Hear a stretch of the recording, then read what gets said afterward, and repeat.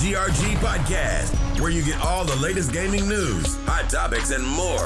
With guest Triple Cup Chuck, Livewires Gaming, 108 Dragons TV, Bloody Knuckles, Operations Op 100, live, and your host K Mega 405. The GRG Podcast starts right now.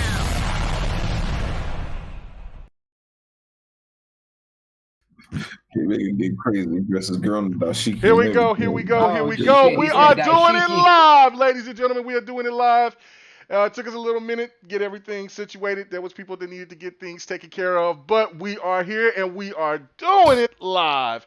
And man, we have some first comers coming on to the GRG podcast, man, and very happy for these guys to come on, man, because I have no idea what we're going to hear tonight, but I definitely, if it's anything like our chat parties or our chat discussions, we always disagree with one another. So regardless of it, it's always good to have people that have a different perspective, and that's cool. So without further ado, man, let's welcome my guest.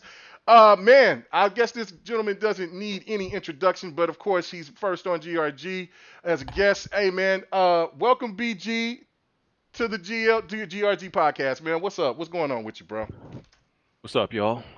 Broken Games HDR, Weapon World podcast on Sundays. I already know. Appreciate y'all having me. Hey, no problem, man. Glad you could come. Glad you can make it. And then also, man, another newcomer is a new up-and-comer YouTuber. And, man, I think this is his first podcast. So, man, hey, don't go jump after him. Don't go after this young man. You know what I'm saying? Give him his time to get his feet wet. And anyway, but man, glad for him to come on and give us his thoughts on what we're going to talk about tonight. Man, what's going on with you, Cali Rex? What's happening? What's good, people? Nice to be on. And you can catch me at Cali Rex. I don't have a schedule, but I try to upload whenever I can. Nice, nice. All right, all right. Well, and tell everybody your channel on YouTube. You can catch me at Calirex. And yeah, you can expect a lot of gaming news videos. What else do you talk about mostly with your gaming videos? Well, I mostly cover news, but right now I'm going to be pushing Dreams heavily, so you can expect a lot of Dreams content. Ooh, nice. All right, cool. All right. Now, you know what I'm saying? It's all good, man. Listen, everybody's been there at one particular point in time where you get on a podcast and you get nervous. So, man, it's all good, man. When we hit you up, man, just take your time. It's going to be all right. Like I said, nobody's going to come after you, man. We actually want to help promote you guys and get everybody into the spirit and get people to get familiar with you. That's what we're doing. So, man, like I said, I'm glad that you came on. So, anyway, let's get to the bums.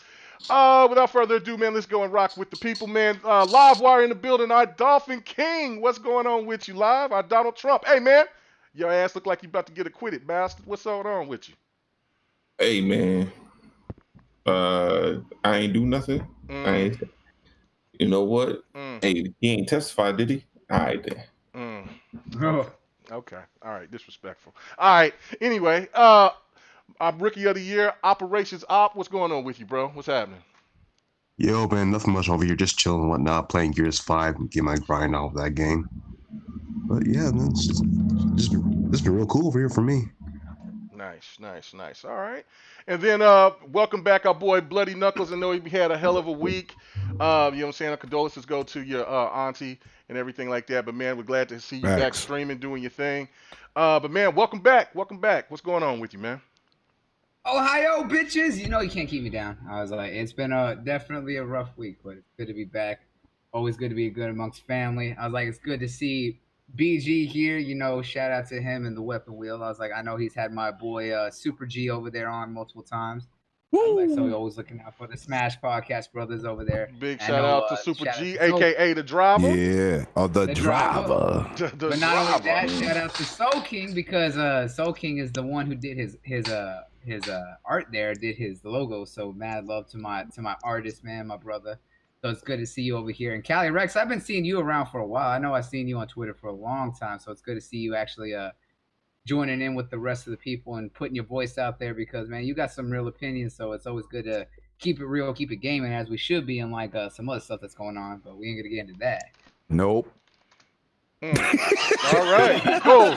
We ain't doing that, whatever that was. But anyway, all right, cool, buddy. And then last but not least, man, we got 108 Dragons TV, but he wants to be known as Lemon. That's my goddamn name. Welcome to the podcast, people. Welcome our two new guests. Yo, BG, welcome. You know what I'm saying? Let's get this done. It's my fellow Brooklyn people. You got to shout out our Brooklyn. And he from my neighborhood. Yo, Sick. He from Brownsville. You already know how we giving in these streets. Let's get these topics popping. Popping. Hey, man, what's going on, man? You ain't going to give Cali any love? Yo, you need 100 for that. I told you, keep them Cali guys together. He said that. I'm only playing Cali. Welcome to the stream. Welcome to the podcast. And let me say this for the record, man. Yo, speak up. All right, we'll do. You good? You good? We got you. Facts. Prometheus from the Zeus, as he calls himself.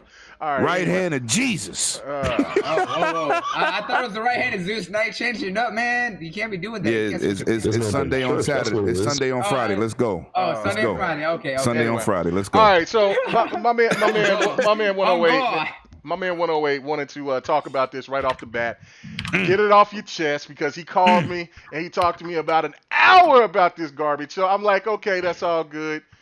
Go ahead at the first topic. It's not going to be is what I'll give it to you guys. It's going to be about Stadia, and then if anybody else want to interject on it, that's cool. But 108, go ahead and just talk about it, because you just keep on just wanting to. I really didn't, K Mega. You brought it up, and I just reiterated that your boy Prometheus over a year ago was correct. Technology don't change. I want to know why. This is really a question for the chat. I want to know why. If Stadia came out and said that Stadia is more powerful than the Xbox One X and the PS4 Pro, why they have Red Dead Redemption running at 1080p 30 frames with no HDR? Can anybody explain that to me? Because I know on that Xbox One X, we got 4K HD Aura, and it seems to be a wonderful situation on console. Even the PlayStation 4 Pro is outperforming Stadia, but they promised 10.5 teraflops of power. This is not my words. This is words from Google. You know, Google got deep pockets. Deep pockets don't make technology change, though. Technology has a base, like I told my man K Mega, and it's just the facts. But you know what? This is what I want to say for the people. Forget the people that don't own it. Forget the people that's criticizing. Forget the people that looking from the sidelines and got all these opinions. They're getting killed on Reddit by their own community. Stadia dead on arrival. I called it dead on arrival over a year ago. Dead on arrival. Hey, remember, everyone called it. We all called it. You no, put it up there. Stop, baby tech guy. Listen, stop. No, we ain't doing that. No. When I take credit for anything, I call you say we. Bloody so I'm calling the same card on you. Bloody definitely did. I was really you're right. And Bloody. Yo, listen, I put in an application for the car. He just is a co-signer. That's different. Nah, bro. Y'all, listen, the only person that was on the panel that was actually talking about Stadia in a positive light was me. Was you? And I still got faith in it. I just knew that it just didn't come out, like it was supposed to. That's all right. I'm all about technology and about, being ambitious. You ever heard this song before, K Mega? Listen, it's all about. You ever heard this song? It doesn't matter. It's so hard to say goodbye to yesterday. You being extra tonight. I don't know. You being extra tonight. But regardless, listen. It's over. It's not over. They got two. You got two brand new systems dropping that got more hype than anything in the history of consoles and a failing streaming service. Can anybody say, "Ooh, yeah"? I don't know. It's over. What? Ooh, what? Wait, there you go. Ooh, there you what? go. All right. There you go. All right. I'm done. I'm done. Do anybody else want to interject on this, or just let this be the lemon in baby bot show on the Stadia thing before we move on to the actual topic? Okay, good. It's over. Just say got that Vince Carter wave. All it's right. over. All right. Anyway, let's get on to it, man. All right. So very first real topic. That was just a time waster. He said very first real topic. Yeah. Because it was a time waster. I don't know why you put time into it. Well, because he was yapping about it forever, and I was thinking that maybe other people want to interject, but of course nobody did. So we're just gonna let that ride. So again. Let's get on to the real topic. Exactly, it's riding into the sunset where it belongs. Yeah, this is actually a good topic. So let's get let's get to it. All right, so Rainway. Now, I kept this. You know what I'm saying? K Mega don't really come out and just be throwing out receipts that much. You know what I'm saying? I just keep things even keel. People just say what they want to. They want to, they disagree, they agree, whatever the case may be. But many moons ago, I brought up Rainway and I brought up Shadow. And as I know that BG is into PCs, I don't know about Callie if he's into PCs as much. But and then of course 108, things like that. But when I was bringing this up, I said, look, they were getting started. They had this.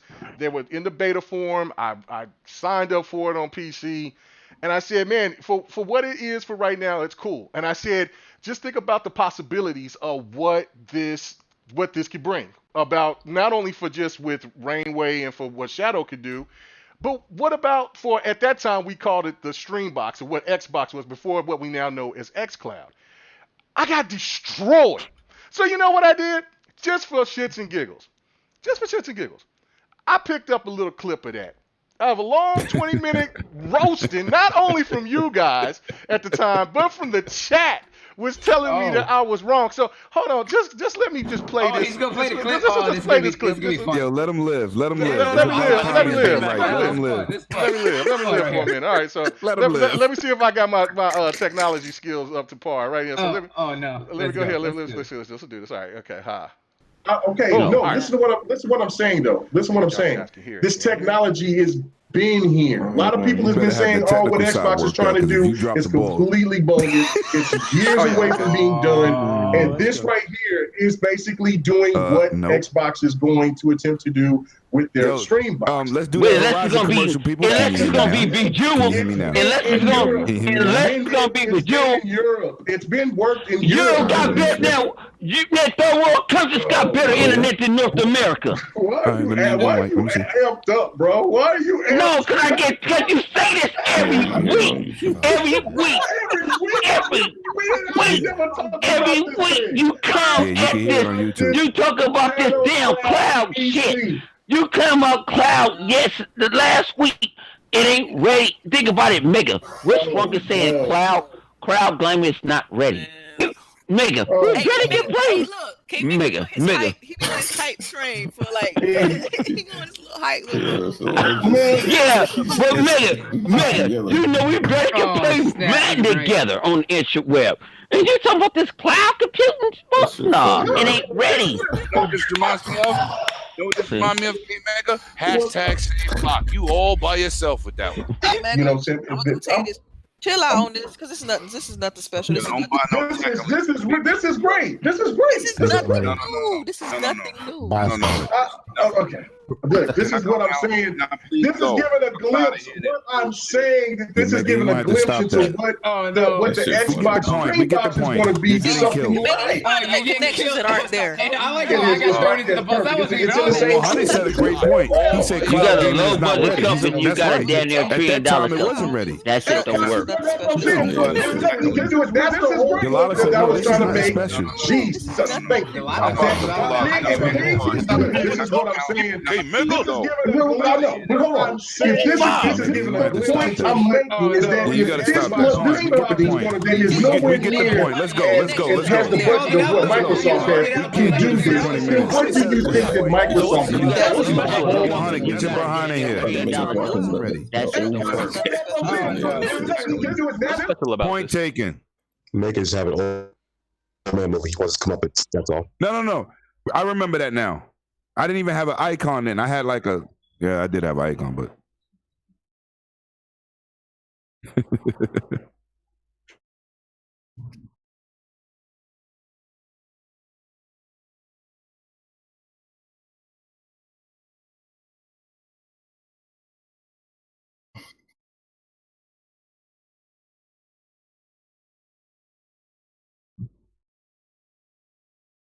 Mm-hmm.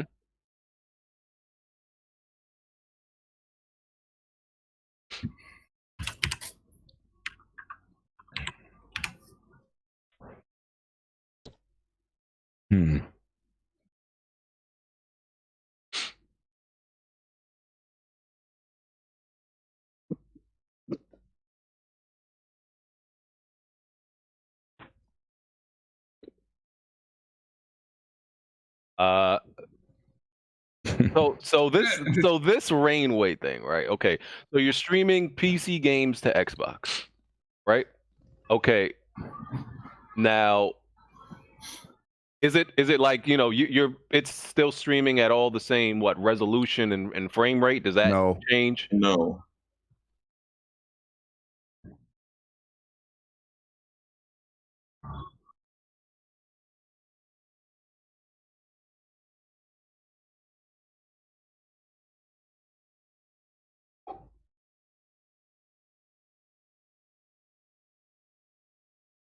Hold on.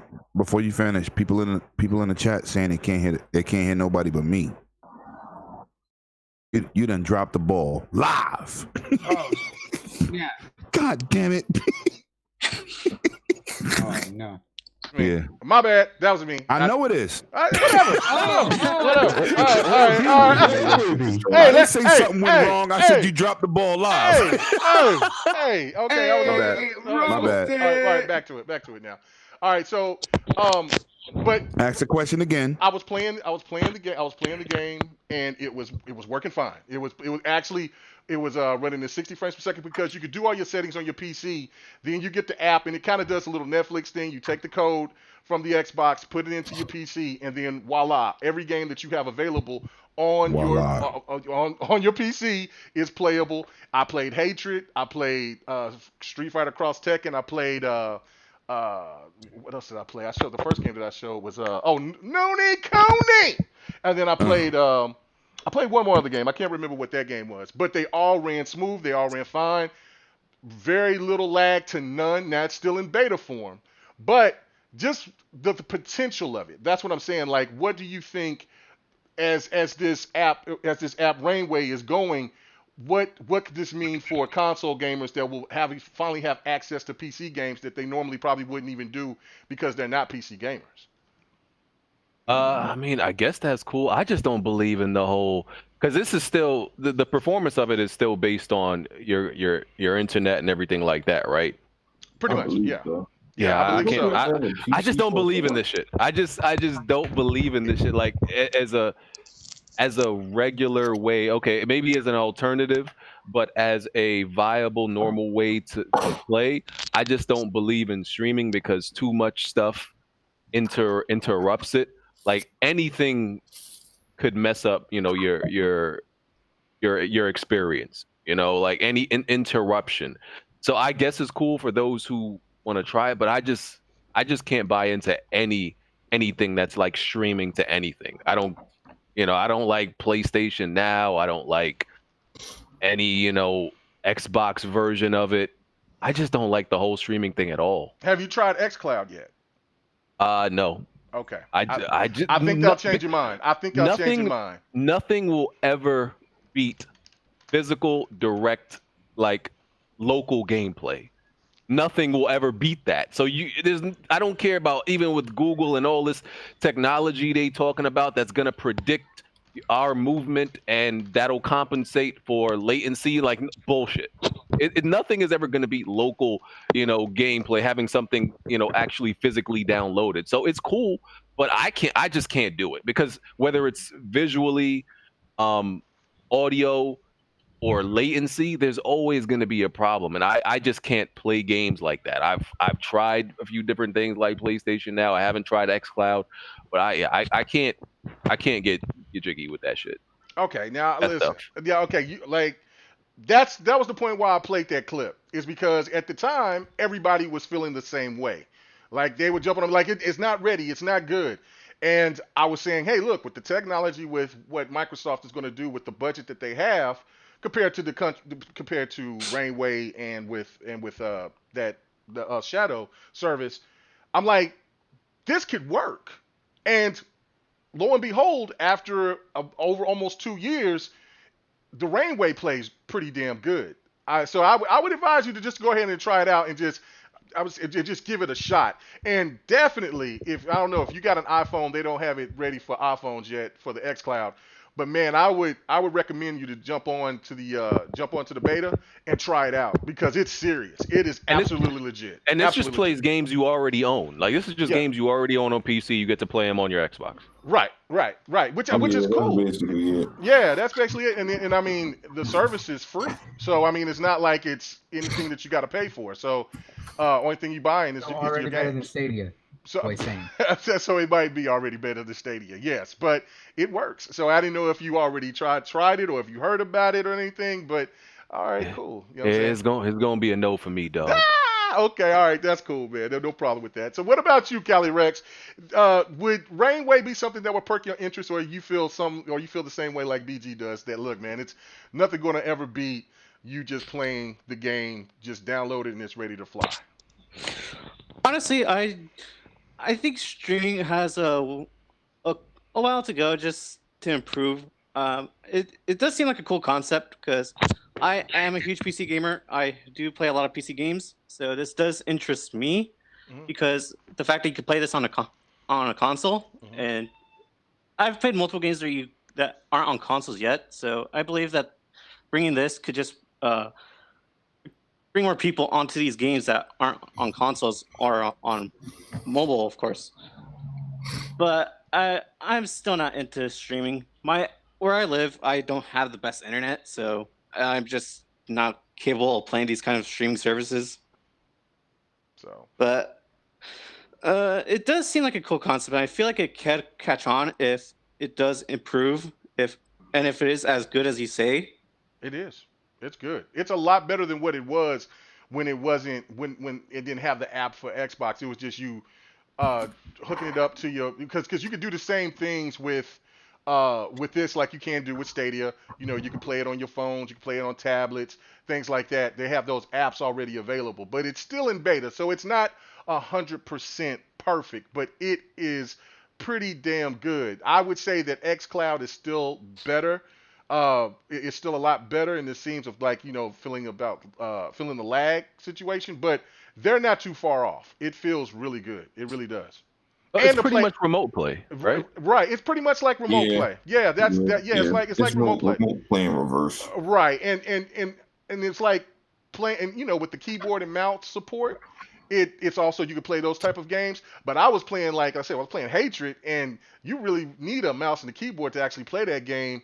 And I was still playing it on the controller, and it actually ran pretty good. Like movements and everything was cool. And that when you had to long aim and things like that, you had to get used to that playing with the controller instead of a mouse and keyboard. But other than that, like the movements and playing games at 60 frames per second is a plus, because if you have a PlayStation 4, for instance, and you were playing Duty Kuni 2, that's not 60 frames per second, but it is on that service. So that's why I was making the point. So you got anything else you want to say on that, Callie?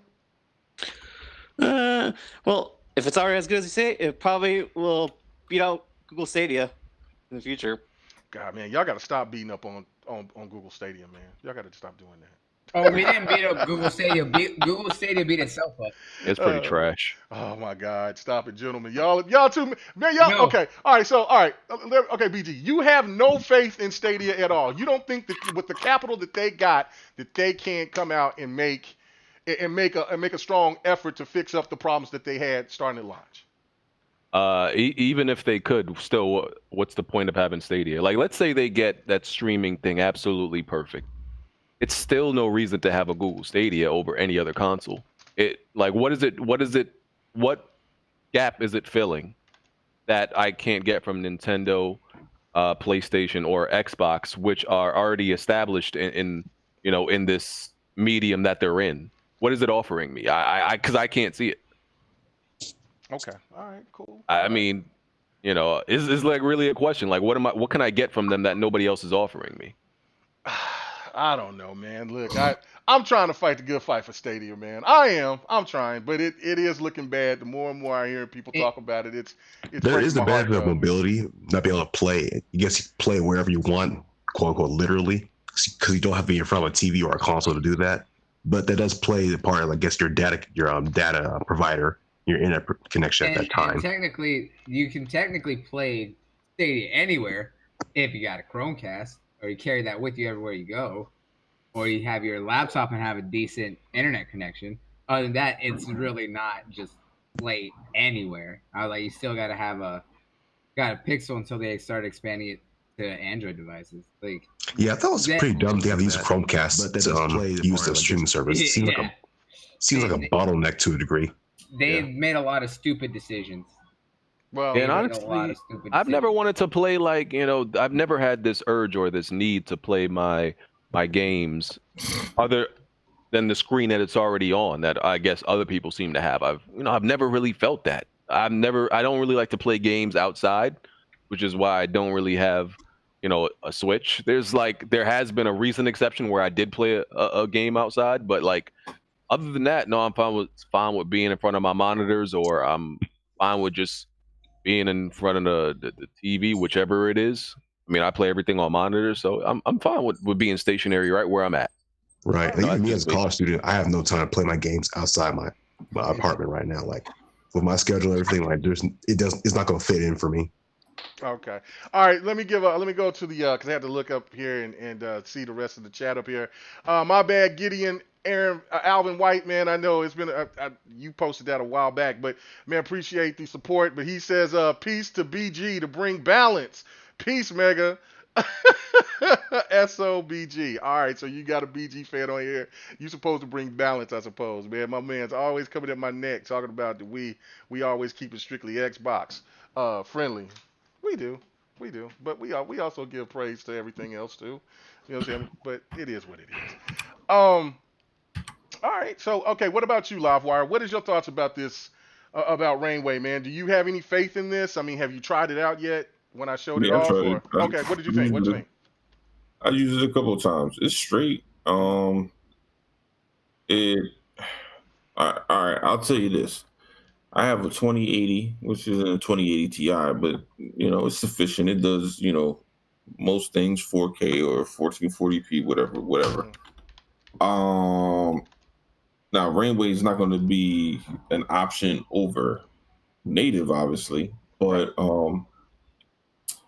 I guess if you have a lower tier PC, it kind of balances out, because the thing is, it doesn't play the game native on your PC and then stream it. It like somehow streams it. It like takes the game that you have, and I guess it has it in its archives or whatever, and it streams it from wherever they have it to you. Because when I look at the game, I'm like, what? I was like, why the fuck? Oh wait, are we cursing today? You putting these random handicap rules on? I don't be putting this ain't Devin the game. No, that's me. That's me. That's you could the articulate better. You was a college professor. You could do better. So do better. Facts. Especially after that performance this week. Do better. Do better. Let's go. What I do? That part's true. Did I say something? No, whatever. Go ahead. Anyway. So it streams. So the clarity isn't as good. It's like I said, it's solid. It's probably like a little bit above minimum requirements from what I saw. But most of the games played well. Like Dishonored played really well, but I guess because of the art style, I didn't really see like anything too drastically different. But when I put in Gears, it was a little bit more noticeable because textures and shit. So but it's fine. I'm trying to think, when would I really because I was just using it just to see if it works, but I'm trying to think, when would I, because it basically mirrors what's in your PC. Like if your PC isn't on and you can't do anything with it, you know what I mean? Like it has to run on your PC to run on your Xbox. Yes. So, yes. I mean, unless maybe that's where they're going to make the money from, is if they have a different setting to where you pay so much and then you can play it anywhere for a certain price, which kind of will help alleviate a question that I was going to have talking about another topic later on tonight. But go ahead, man. Go ahead. But like I said, it's cool. It's cool from what I've seen. But I have to, I haven't seen. I got to see what when they do xCloud for PC, because right now it's a cool option, but it's not something I necessarily need. Now, if I could use that when I'm on my wife's PC or laptop, I should say, when I'm at work on site and I'm just waiting for people to come bring me stuff, I just want to play a little bit something. That'd be cool. But other than that, I don't really need it like that, because I could just game on the xCloud anyway on my phone. So I don't know. Look, it's an option. That's what I can say about it. It's an option, and ain't nothing wrong with having an option. No, ain't nothing wrong with having an option. Okay, all right, cool. What about you, Op? Where are you at on this, man? I mean, you have faith in this, or are you kind of like in between on it? Have you tried it yet? I haven't tried a service yet, but I do have faith in streaming. Like, it's going to get better over time, but the question is, how long will that take? Like Stadia, it is seem pretty iffy right now, but I'm pretty sure they can iron out these issues as time progresses, because they have had some games that hit that 4K 60 cap, I believe, even when it launched. But Stadia? No, they didn't. Not one. I'm pretty sure someone reported. No. Get there. Not one. They don't have one game. I remember you reported about it. And then when they got challenged on it, it's up to the developer. They don't have one. Facts. That's my point.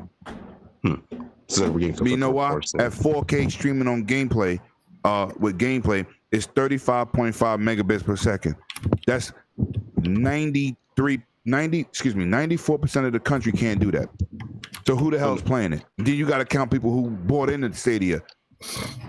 Well, that's facts. But Stadia is not just okay. We ain't going to keep going back to Stadia. No, I'm just saying. But it's not. Stadia is not just in the United States. It's all across the world. So all right. All right, go ahead, Op. Go ahead, finish up, Op.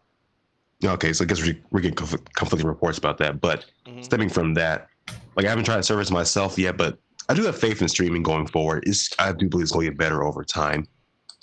But like for right now, it is in its infancy for most services out there right now. So you just gotta wait on it. But like as far as what's called Blue something. Yeah, Blue Point. Okay, it does seem cool because you show footage you playing Ni no Kuni on it. Yeah. Yeah, it does seem pretty dope. So it'll be cool as an alternative for gaming. But like BG said, as far as like replacing console gaming, like local gaming like that, I don't see that happening. If anything, not in the next couple of decades or so. Well, I'm not trying to say that it's going to replace, but I'm saying that it will have its place. I think it's already having its place. Oh yeah, I think it will definitely have its place as far as like a convenience factor. Like look at the Switch right now. People look at it as a complementary console, go along with PC or their Xbox. So I think people probably take the same approach with streaming right now. It's like a complementary option for them as far as gaming. Okay. All right. Cool. All right. What about you, 108? Since did you get to try it yet? Nope, not interested. Come and on, I'm gonna tell you why. Come on now. No, let me finish. Wait. Do I got to start recording? Do I got to hit record? Yeah. All right. Because my reason is different. Since shout out to my boy Six Lady, he will tell you this. 15 years ago, my big thing was going to Monoprice, buying an adapter that was letting me play on my TVs with my PC and console at the same time. Now, current generation TVs with the refresh rate at 120 hertz and better, 4K, 2K, most people are taking their living room TVs and putting their consoles and PCs on the same television. That's a fact. If you want to buy a 4K HDR monitor, it's like $2,000 for 27 inches. Whereas you can go get a Samsung, new LG, new Quantum Peak Vizio, Series X, and get those same performances out of a regular television.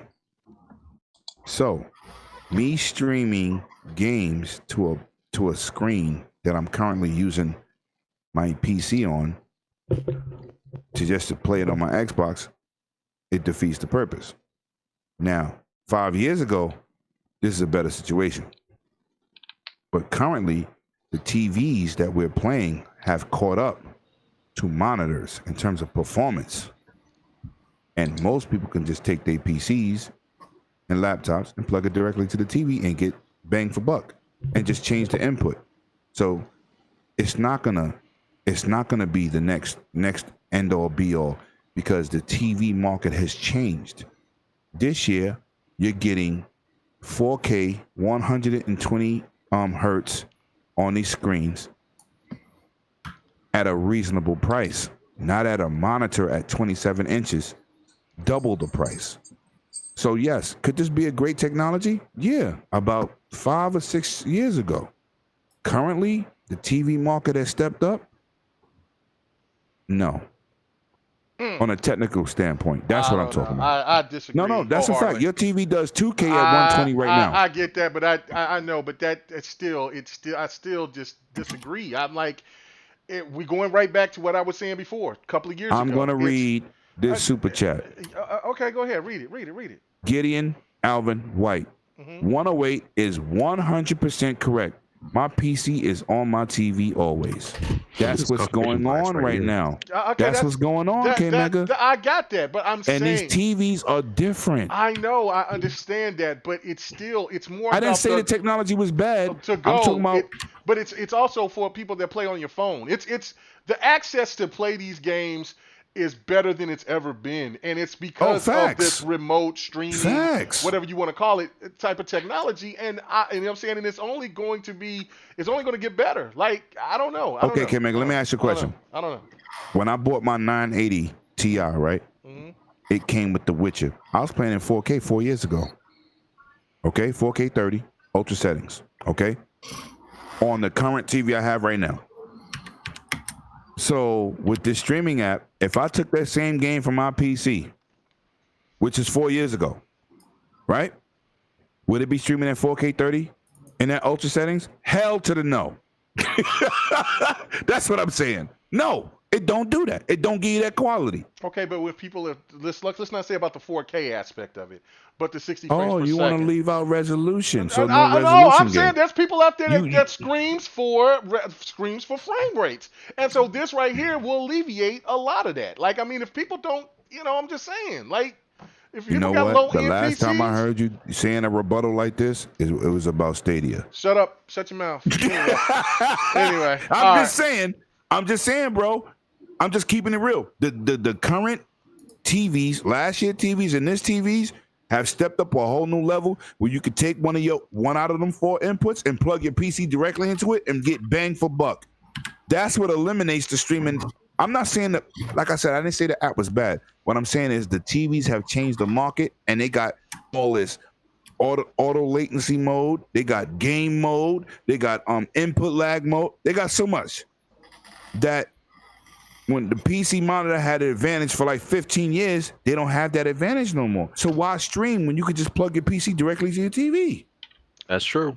And don't lose anything visually. All right, listen, I ain't gonna have these Brooklyn dudes coming and jumping on me. That shit ain't happening. But you know Brooklyn is where it's at, baby. You know what we do here. I'm clowning. BG on deck. Let's go. Anyone, I was like, Lemon knows exactly what he's talking about. But if anyone can back him up and know exactly what he's talking about, would be BG. Like BG said, it's no different. It's cool for those who don't have that accessibility, but the commonplace nowadays with the sales of PC games and how common it is to get a very decent PC and get a TV that can do everything that a monitor could do, it's not that much of a game changer. It's acceptable and cool, but it's not anything completely groundbreaking, honestly.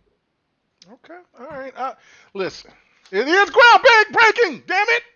All right. You said the same thing about Stadia. I ain't taking no words from you. No, bloody. We're not doing that. Let him rock out. Let him bask in his glory. And I said the same thing. We've been giving it to him. And I've been saying the same thing about as soon as I do it, I get called out, but everyone else can do it. Okay. Let's get into our guests, man. Let's go. I get frustrated. Don't play it. Okay, anyway. Rainway for the win, baby. I'm with you, Rainway.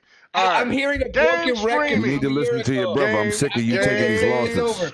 I'm not taking no losses. It's the future. Same album went from the A side to the B side. This boy just don't learn. He stay getting beat. And I'm telling you right now, if I wasn't his mama, I would beat him unconscious. But this is my boy, so I gotta give him some love. Thank you, B Shadows. I didn't know that you came onto the show. Oh, anyway. All right, so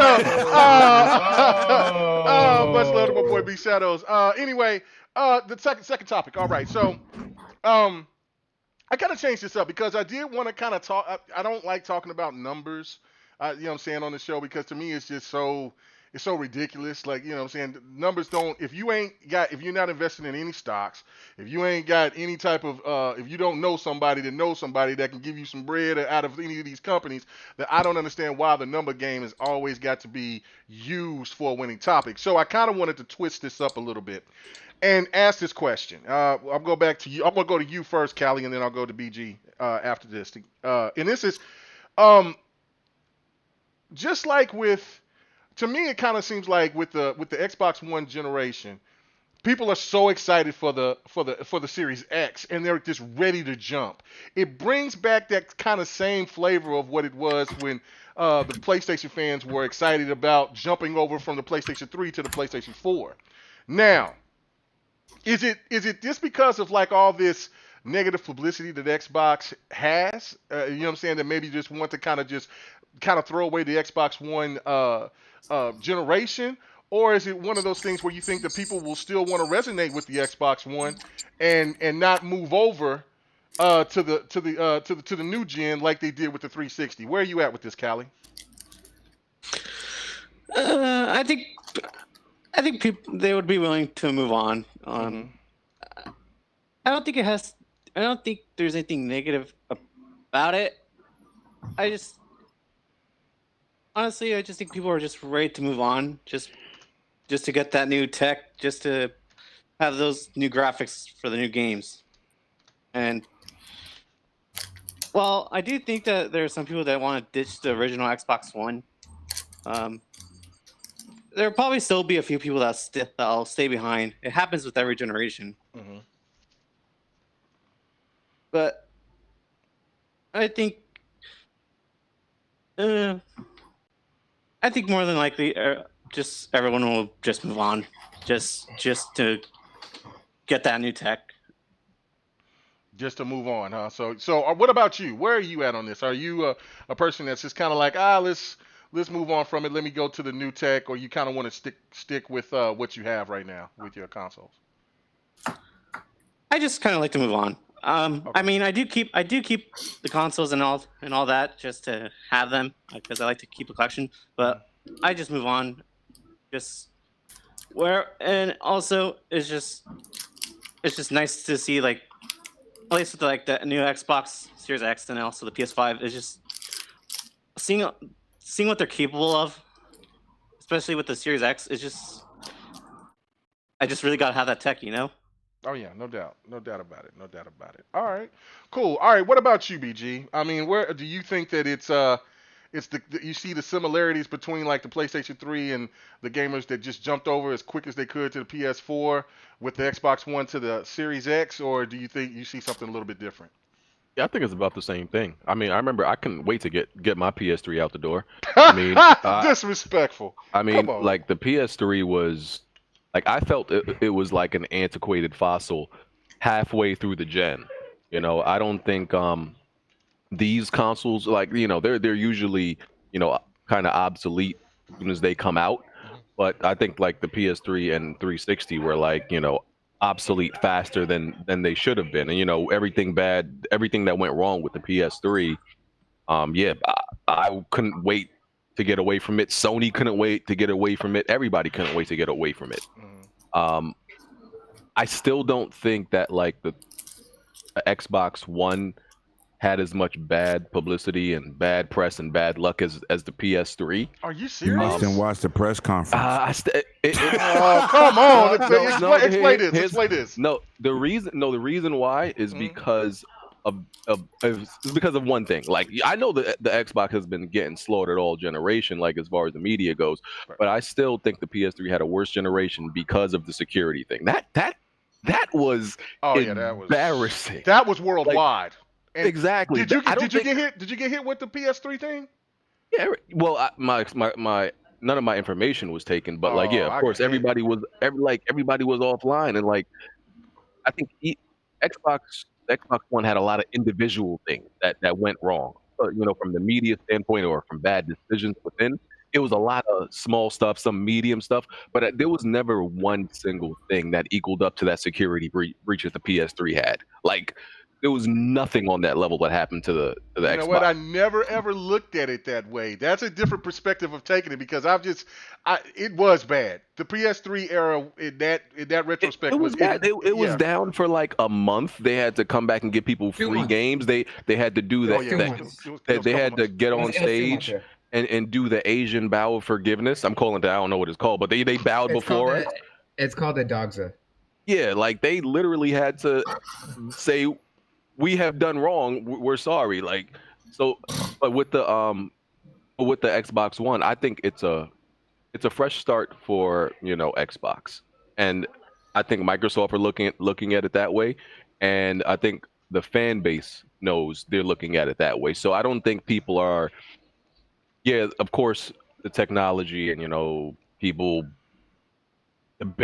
comparing and debating SSDs and teraflops and all this nonsense. Yeah, they're debating that, but when you get down to it, what they're really excited about is the fresh start of games, because Microsoft sees how all of their games this generation were either not received well or they were just mid or whatever. I think, and Phil Spencer, he came in, I can't remember what year, when he got his promotion and everything like that. Right. And he started to make changes and make all those things policy and feature wise and everything like that. But we never got like I still don't feel like we got the game that started to change the direction. I think like with the PS3, you could say maybe it was Uncharted 2 or Last of Us that changed. Well, Last of Us came out like at the very end, so I guess you could You say don't Uncharted think the 2 Gears started. 5? You don't think the Gears 5 open? You know. What Oh I'm yeah, saying? I would give it to Gears 5. I like Okay. Gears 5 a lot. Like that, like a lot of people. I know a lot of people, you know, try to downplay Gears 5, but I think it was really good. It was phenomenal. Yeah. Not really good. Phenomenal. I gave it a 9. Bang for buck. Listen, I gave it a 9 out of 10. I Whoa! gave it a 9. You gave it a 9 out of 10? Yeah, I did a review and everything. I gave it a 9 out of 10. Like I thought it was really good, right? So I think Gears is I guess you can say Gears 5 is the turnaround. Yeah.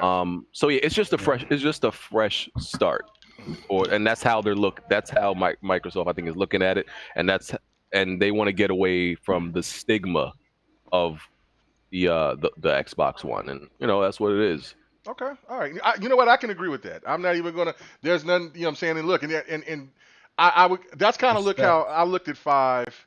It's Gears 5. It's kind of like that The Last of Us, the Uncharted. You know, stepping into the new era with something, and then of course what we're gonna have with Ori Will o' the Wisp and then you know I'm really which is stoked for officially a Bleeding Edge. AAA title. I'm so stoked for Bleeding Edge. We played the shit out of that game at E3. Shout out to them devs that gave us the interview. Shout out to from, Ninja Theory. Ninja Yes, Theory. man. They just let us come in the front of the we line, had that man. Just let us exclusive come. facts. You know why? Because we small channels doing big things. We gotta pump ourselves up, K Mega. We out in these gaming streets and we made it happen. Hey man, go ahead. Me 100 and K Mega. We did what it did. Oh man, and When Bloody was out there working too. Bloody was out there working. No. I'm talking about at that interview. Bloody was working the whole E3, but we worked that interview. Oh yeah. We got them codes. We's in there for day one. You know why? Because we sociable. We out in these streets and we do what it do. Hey, man, go ahead and read your man Six Slayer, man. For thank homeboy for the supporting the channel, man, and read what he had to say, man. Let's go. He gave us $10. Oh yeah.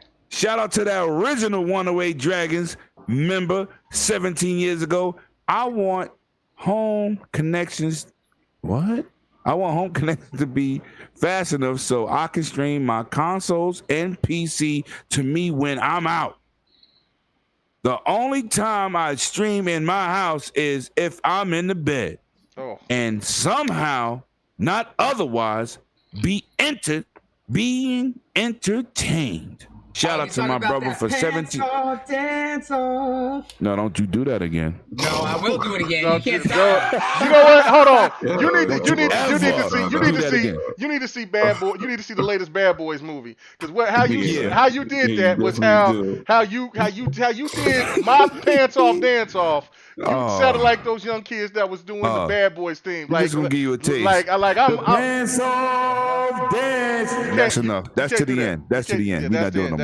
We're saving that. Anyway, we're saving it. Anyway, Bloody, don't you do that again. Don't you ever sing it like that ever again. Ever again. Eject those seat and kill your ass out of the show. Anyway, all right, so let's see. Matter of fact, let's go to you, Bloody. God damn it. What do you think, Bloody? Listen up. The soap you shower with? What the hell? What? This guy watching Dr. Squatch on. I know. What are you doing? What, Bloody? What happened to you? You fall down? Okay. All right. Oh man. Help your boy. This guy watching soap commercials on the podcast. Damn. Yeah, I know. Okay. All right. So, what is your thoughts about this, man? I mean, what you think? Do you agree with BG? Do you know what I'm saying? What or Rex? What is the? Is it time to kind of leave the Xbox One in the dust and then just get ready for the new generation, or you still find a lot of juice left with the Xbox One? Well, with the Xbox One, as far as juice left, no. Okay. That the base consoles ran its course. The X, I feel like there's more you can squeeze out, but I feel like the distance between the X and the Series X will be big enough that whatever else they can squeeze out is not going to compare to a new next gen console. Well, we already know that's given at this point. But I feel like how people want to jump over from the Xbox One to new generation, I think a lot of people want to jump over at this point. Because, of course, we all know the bulk of the population on each console is made up of casuals, and a portion of that is hardcore as well. But I feel the majority of the narratives push this gen, either good or bad, has really seeded itself amongst everybody's minds at this point. So everybody really has a negative stigmatism and like a bad taste with Xbox in their mouth. So I feel they're more prone to jump into next generation when it does drop next year. So I still think a lot of people will happily jump over to next gen with Series X or with the rumored Lockhart Series S. So I think it'll be it might be a bigger jump over than with last year with everyone stick with the 360. They were just waiting out until there's no more next cross-gen games. They hop over to Xbox One. We might see a lot more jump over to Series X and Series S if that thing is true. Okay. All right. Cool. All right. What about you, Live? Yeah. Yeah. My bad, Live. I just knew that's how you was gonna start. My bad. Go ahead, Live.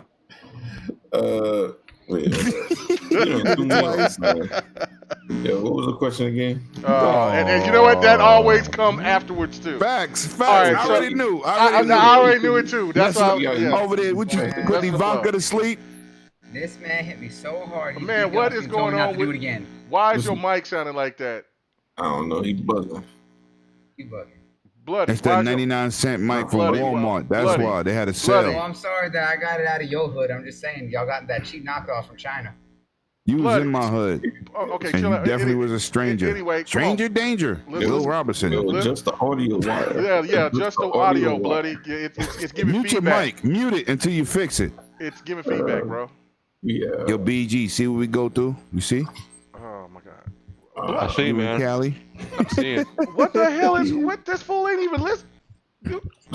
He sound like Lady Infamous. Bzzz. Oh my goodness. All right. So live. Go ahead, man. What do you got to say? Oh, you don't even you forgot. I forgot. Anyway, is it time? Is it? I forgot. Man. Is the Xbox One era pretty much over from your perspective, and it's time to just move on from to the new generation, or is it still that you still feel that there's still some more time left to play on your X1 and just wait before you get the Series X? You know what I'm saying? I mean, not for me. It's over for me. It's over? Okay, all right. Yeah, for me personally, it's over. But I mean, I can't. I mean, for people that ain't got no choice, then hey man, you just play what you can. Listen, when my PC wasn't up to par, I was playing Minesweeper. That was it. That's the only thing my PC can play. Now I can play all these other games on here. You know what I mean? I ain't worried about no damn Minesweeper. But yeah, nah, I ain't touching the Xbox One other than like playing the games that I have that are coming out this year. But after that, I'm trading that bitch in. You trading it in? The X or the X? I'm trading the X in, yeah. Oh, okay. All right, so it's over for you. Cause I don't need the I got a S in the bedroom, but I don't really I don't need an X in there. Like, I mean, I could, but X gonna give it to you. I don't really need it in there. I'm not gonna be playing in there like that. Okay. And the other one already has 4K, so it's not like I need it for 4K streaming or and whatnot. Okay. All right. Cool. Okay. All right. What about you, 108? Oh, before I go to you, let me go ahead and read this. Itchy Frosty Balls. All right, gotcha. No. You just say Itchy Frosty. You don't say the last part. I just was going by the name. Anyway, Itchy Frosty Balls. What's happening with you? Appreciate it. He says, I think to end irrelevant narratives, it's time to go next gen for Xbox. A new start, power, and variety in games is what it will be about.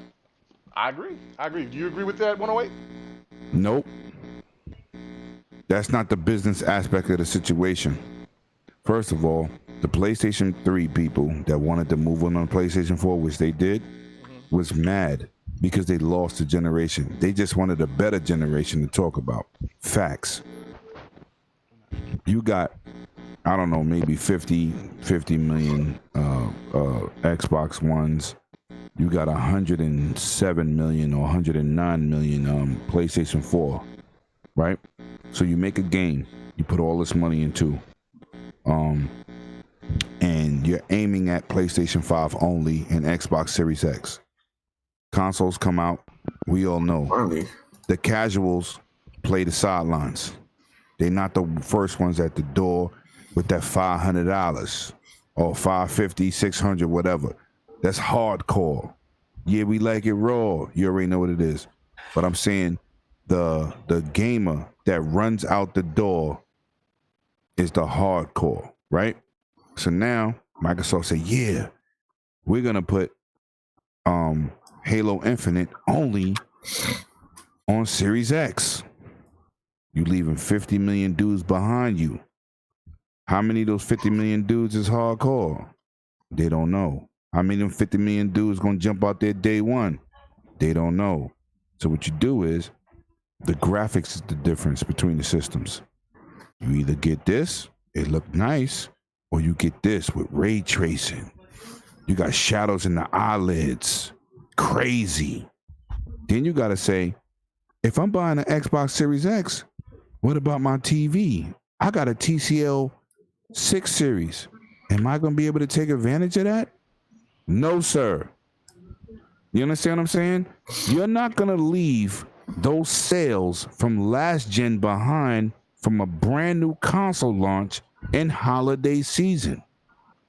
Console launches average about 250,000 sold in a holiday.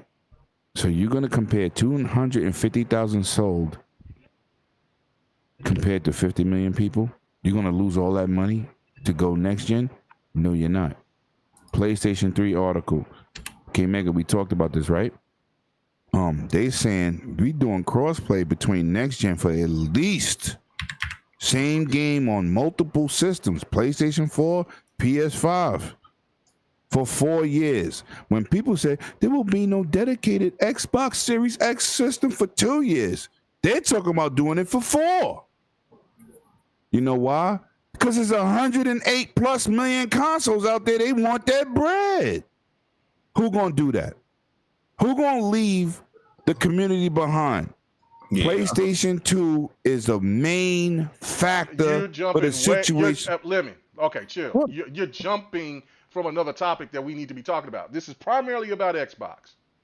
Oh, my bad. Okay. And let me read the chat. Okay. Listen. Hold on. Let me read the chat. Big shout out to Nukem. He said he bought knockoff headsets called a turtle bitch. GRG rules. Disrespectful. Good lord. No, what I'm saying is nobody's gonna leave the consoles that got the biggest base behind. Nobody's gonna do that. That who is that coming from? That's not me. From the Bloody? I don't know. All right, go ahead. Keep going. What I'm saying is he muted his mic. You have an invested situation, right? Maybe it's coming from my end. They're not gonna do that because it financially doesn't make sense. There we go. Who was that? Oh, that was Cali Rex. And I'm still talking. Nope, that was me. That was my that was you? That was me. Oh, okay. So I'm over here getting mad. So what I'm saying, it was me. My bad. Go ahead. So what I'm saying is, you don't lead like Phil said. Nobody left behind. They gotta support the Series X. They gotta support the Xbox One X. They gotta support. If you have a fat, you ain't gonna get those graphics. If you got a S, you're doing a little bit better. You got an X, you don't get great visuals. You got that Series X, you don't get bombastic visuals. But they're not gonna leave the sales behind. That's just stupid. That's not even good business model. When they make new cars, you can have a Honda Civic. If somebody got 22-inch rims that fit on the Honda Civic, right? Let's just say Honda Civic know that one of the biggest sellers for Honda Civic is racing rims. They're not gonna change the demographic of their rims. They want all those sales when they bring out a new car for rims. Same situation. Facts. Right. Cool. What about you, Bloody? Honestly, the fact is for Xbox, they're doing the right thing. Like as 108, as Lemon said, is that 2 years they're not doing. Okay, now you jump a topic. Okay, let me no, but you know what, K Mega, it's really got something to do with the other topic. So I thought you were gonna mix it. No, I wasn't mixing it. No, what I was talking about was, is it time for Xbox? Is it time for Xbox fans to leave? No, it's not. The only reason the PlayStation the only reason the PlayStation 3 did it because they wanted to forget the era they lost. They lost the last generation, so of course they want to move on. 360 and PlayStation 3 lasted for 4 years too long. When the I got a BG was kind of wrong. When the 360 came out and the PlayStation came out, the PlayStation had separated memory of 256 with a separated memory bandwidth. It was 256 versus 256, whereas the Xbox 360 had 512 combined. At the time they came out, cell phones had 112 megabits for memory, for RAM. They was advanced at the time that they came out. But by the time the generation ended, they were surpassed 15 times over.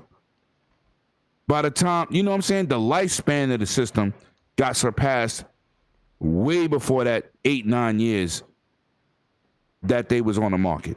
They should have been had new systems. So BG was wrong and right. But what I'm saying is, but he's talking about. But no. Hold on. You're jumping all over the place. I'm not. Yeah, you are, because the point I'm asking is just this: is it time for Xbox gamers to is it time for Xbox gamers to just say, look, the Xbox One era is over. Look, I don't want to stick around like I did with the 360 era. That's the whole point that I was trying to make. But who are you asking for, the company or the consumer? I said you.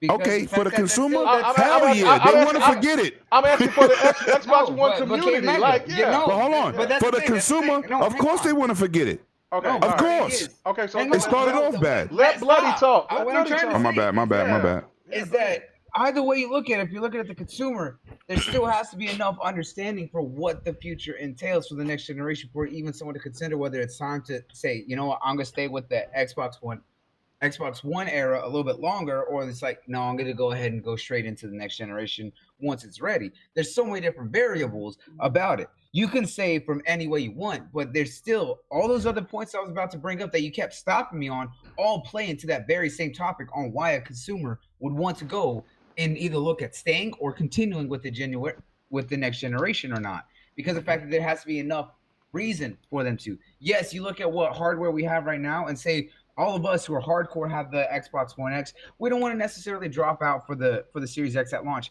That's a good reason to say, because of the fact that, guess what? 2 years of the games that are coming out for next gen are still going to be cross-gen games that can play on last-gen hardware or current-gen hardware, if you want to think about it.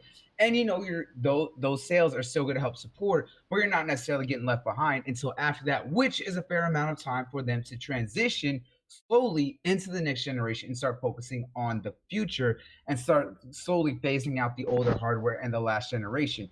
Now, there's some people who be like, you know what? I want to go for the newest, latest, greatest, and shiniest thing that's capable out. It's coming out. I'm going to get it as soon as it's ready. So those are the people that are willing to say, you know what? I've had my fair share and fun with the current gen hardware, but next gen is right around the corner. That's going to be my focus because I want the latest and greatest. So they're going to go jumping straight out the gate and hop on that boat as soon as it gets in docks. All right? It doesn't matter. All that has a play into what's going on. Me personally, I'm ready for next generation because, one, I'm one of those people who likes the latest and greatest. The Xbox One right, you're hardcore. Exactly. I'm hardcore. I'm different from others. But as BG brought up, there's lots of different things that was good and bad for the Xbox One generation. I don't say that it was completely bad, but it did have little individual things that hurt it throughout the generation that they slowly fixed it over time. But I want them to go into the next generation. As soon as it starts, I want to be there. Fresh start, fresh everything. Because of the fact that I know that it has a chance to completely turn around. But at the same time, they're not leaving behind all those people that have been rebuying back into that ecosystem. Facts. It took years for people to get faith in the Xbox One, let alone the Xbox brand, and get it to where it is. Some people may not say that the numbers that it's potentially at, because we don't know the definites, and we can guesstimate all day, and that's a whole other issue. But the thing is, it still took time to build up that faith, build up that brand, and get it back to where it is now. But they're not going to drop everyone that just bought into it, especially all the new people that they wanted to give it. That would be foolish. Exactly. Especially think about the deals that they did the past 2 years with the Xbox Sade edition and everything that they've been doing and selling Black Friday special. All those Black Friday specials. all the Game Pass deals, everything that they're getting forward. Why are they going to immediately say, we know that y'all bought into all that, but now the only way to play all that is to get the next gen hardware? They're not going to do that. Exactly. It's stupid. Exactly. They never move into a next generation and forget the past. Exactly. They don't do that over time. You have to do it within a year or two. That's fair. What everything's they're planning on and what they've done to establish. Yes, you could say that they focus on the next generation because they want a new start. Absolutely. But they're not going to give up on everything that they've done to make this generation as good as they've been able to at least maintain and set up to really set the foundation for that next generation. I think go ahead. I think it should be, it's definitely a balancing act because it is. You want people to be, people to not feel, I guess, abandoned from this current generation. But the ultimate goal is to get everybody to kind of forget about this generation because this is done. It's about to be over. So you want people to kind of forget about it eventually and then move on and move on to the next generation. So it being a balancing act, I think I've always said I think Halo Infinite should be a next gen exclusive. Like even if everything else, you want to force their hands. Yeah, you got to force their hands with at least one thing, and I think Halo Infinite should be that one thing. Everything else, it could be cross gen. Make everything else about Halo. Make everything else cross gen. But Halo's one thing like that. This fan base is not turning down. Right, I know that, but he's right. But this is also though. It's the breadwinner. I get it, but what I disagree with at this point is the fact that Halo 5 was considered overall from the story aspect of it wasn't very popular. Guess how much it generated, K-Mega? 2.8 billion. Wait, hold on. You too, Bloody. Bloody, let him finish, and then we'll kill him. I'm not trying to kill him.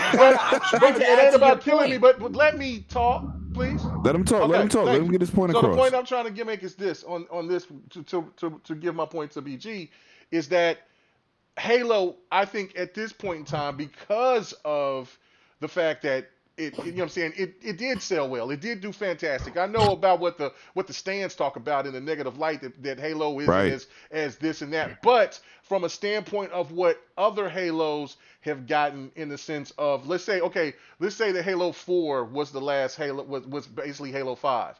Then I would agree with BG. But because there was some negative feedback because of the messaging of the story aspect of it, then I think that this is, and the fact that the Xbox One was it has been topsy-turvy with, they came out with the bangers. With their message, And then at the end of this generation, they haven't got those type of God of Wars and all that type of shit. Then the point of this is kind of like a thank you to the Xbox fan base who's been loyal with the Xbox One by saying, hey, look, this is us saying, hey, look, we haven't left you, we haven't forsaken you. We giving you what is our demigod. You know what I'm saying? We giving you Master Chief. We giving you everything that you've been wanting.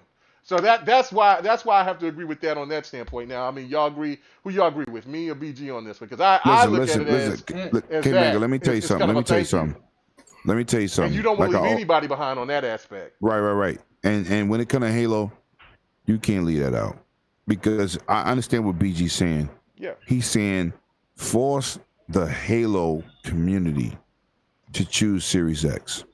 Yep. I agree. I can agree. But you got so many casuals in Halo.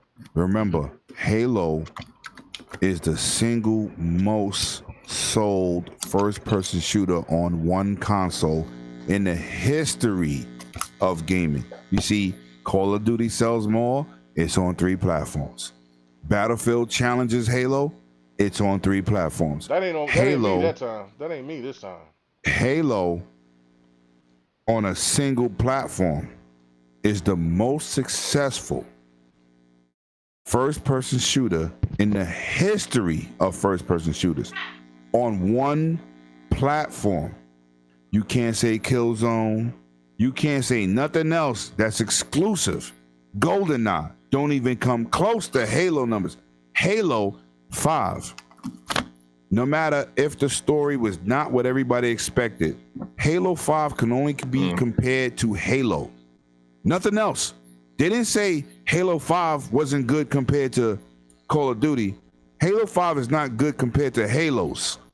You understand? They have their own bar. So it wasn't like Halo 5 was bad. Halo 5 was bad compared to Halo. There was nothing else on the market that delivered the package that made $557 million in 3 days. Call of Duty made $600 million in 3 days on 3 platforms. You get what I'm saying? It's still a juggernaut. It's still a juggernaut.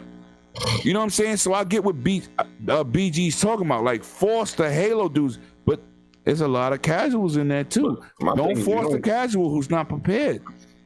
Get it on both. Get that money from all ends. That's what I'm talking about. But I get it. I get you. I get you. My BG. thing is this: you don't have to force a Halo dude to get a Series X. He automatically won't buy it because that's the best version for him to play Halo. No, but Halo got casuals and hardcore. But everybody that play Halo is not hardcore. They're not gonna jump out there and buy a Series X. But Halo players don't have Xbox One X's. No, but only the hardcore Halo players are gonna go That's buy what I'm Series saying. X. Yeah, so that it don't matter. Now, don't force their hand and leave it on Xbox Series X only. Yeah, you don't, because they may not have that bread. The only time you need to make it exclusive is the way that you're designing the game just can't run on. Right, if it can't run, right. Now, the thing is that how they designed the game? Because, if they did design a game that just couldn't run for whatever reason, that game ain't coming out at launch. That game's coming out like 2 years from now. Right, like they pronounced. Yeah, so that's what I'm saying. Like any game that was going to come out at launch was built on hardware for last gen. It's just going to be spruced up for the next gen thing. So it's not like you're going to get next gen graphics, and maybe they'll push the envelope like they kind of did with Gears and give you something that you didn't quite think you would see on the older consoles. Like, oh, I don't know what they're going to give us, because in Gears they gave us 60 FPS. We never thought we were going to get that. So, I mean, but I don't mean to force, because you're not going to make the money back. It's going to take forever. Yeah. I mean, yeah. Listen, you would be losing out. You would definitely be losing out on a lot of money if you only make Halo Infinite on the Series X. Right. I don't deny that. But the other thing, PG, not only would you be saying, all right, you can't buy the game on the old consoles, you can't get it on Game Pass. That means you can't get it twice. Oh damn! Yeah, I didn't think about that. Yeah, like I don't know what motherfuckers would be like. Yo, hold up, wait. You tell them now you gotta build another version of Game Pass. Now maybe they make it where you could stream games that can't run on the older hardware. Maybe possibly. But I just see it as the necessary sacrifice. I don't know, because like you eventually, like you just gotta look forward. Like, and maybe like, yeah, I understand that they trying to handle this with kitty gloves and not, offend nobody, not upset nobody. But sometimes you got to be cutthroat. I really believe, because I think like, okay, they would be losing out on some money, but I think you look at it as a future investment, that this pushed consoles and got a lot of people to move over. Some people are gonna be upset, but I think they forget that do business like that no more. I know. I think some people are gonna be upset, but I think like, okay, after a year, people gonna forget about it. Like, listen, this. I think especially if, let's say, Halo Infinite comes out and it gets 9s and a whole bunch of 10 out of 10s, the narrative ain't gonna be like, oh, it's only on Series X. It's gonna be, we gotta go get a Series X. I think the narrative can change, but Yeah. I can agree with that point right there. Is because that's the thing. Microsoft don't care if you buy it. And that was what I was going to say. Microsoft don't care about because it's the next generation. It's a segue. I know, Bloody. I need to get to you last, but the ecosystem, right? yeah, the They ecosystem. into selling That's software. what's the They don't main give a shit thing. about the hardware. Right. And then Sir X Man, I did not forget about you, man. I was just waiting for everybody to get through, and then I'm gonna get to Bloody. But he said Lemon pronounced it wrong. It's race tracing. Oh, disrespect to 100. 100 ain't here to defend himself. Don't do that to my boy, man. But that was funny, man. I'm definitely gonna have to make a shirt called Race Tracing. Hashtag Race Tracing. His ass was lit last week. That was funny as hell. Anyway, all right, Bloody, go ahead and finish up for us, man, before we get to the next topic. No, what Lemon already said what I was trying to do, what I was trying to add when you're talking about when you mentioned Halo and stuff like that, I was trying to say the only reason people didn't like that is because, as we've said in the past, it was a storyline from the books that not a lot of people like. But when you look at Halo 5, the only reason people didn't like it was one of that reasons, but it wasn't a bad game compared to other games. It was just bad compared to other Halo games. That's all I was trying to say, was that it was like every series, especially if it's a strong series that very little can compare to, there's always going to be one game that's weak within the series. I mean, look at Gears. I have to disagree with that. The story was story-wise, a lot of people didn't like it. I know that, but you're also biased, all right? You're biased because we all know. I thought the story was good. You're biased because we also know of your immense love for Locke. I'm coming as someone who's not. I got a man crush for Locke. Yeah, I got a man. Yeah, I'm coming. I got a man crush for Locke. Yes. I'm coming as someone who's not a diehard fan of Halo, who respects what Halo's done. But you don't respect Team Osiris, sucker? I'm not saying I don't respect Team Osiris. I'm just saying that I understand why some people found it as one of the weaker stories in Halo, but that game still did better than any other game out there. It's just like as a diehard Gears fan would say, I really liked Judgment, but Judgment was a much weaker story for a lot of others who didn't read the books. If you played Judgment, you would not have known much about Kilo Squad and much of what was going on in that game. So that one being the weaker out of the Gear series is understandable. There's always going to be a series. Oh yeah, no. That there's always going to be one that's weaker compared to others. I agree. I can understand why they're. No, I'm sorry. I see. I'm saying I understand why 5 was weaker for a lot of people.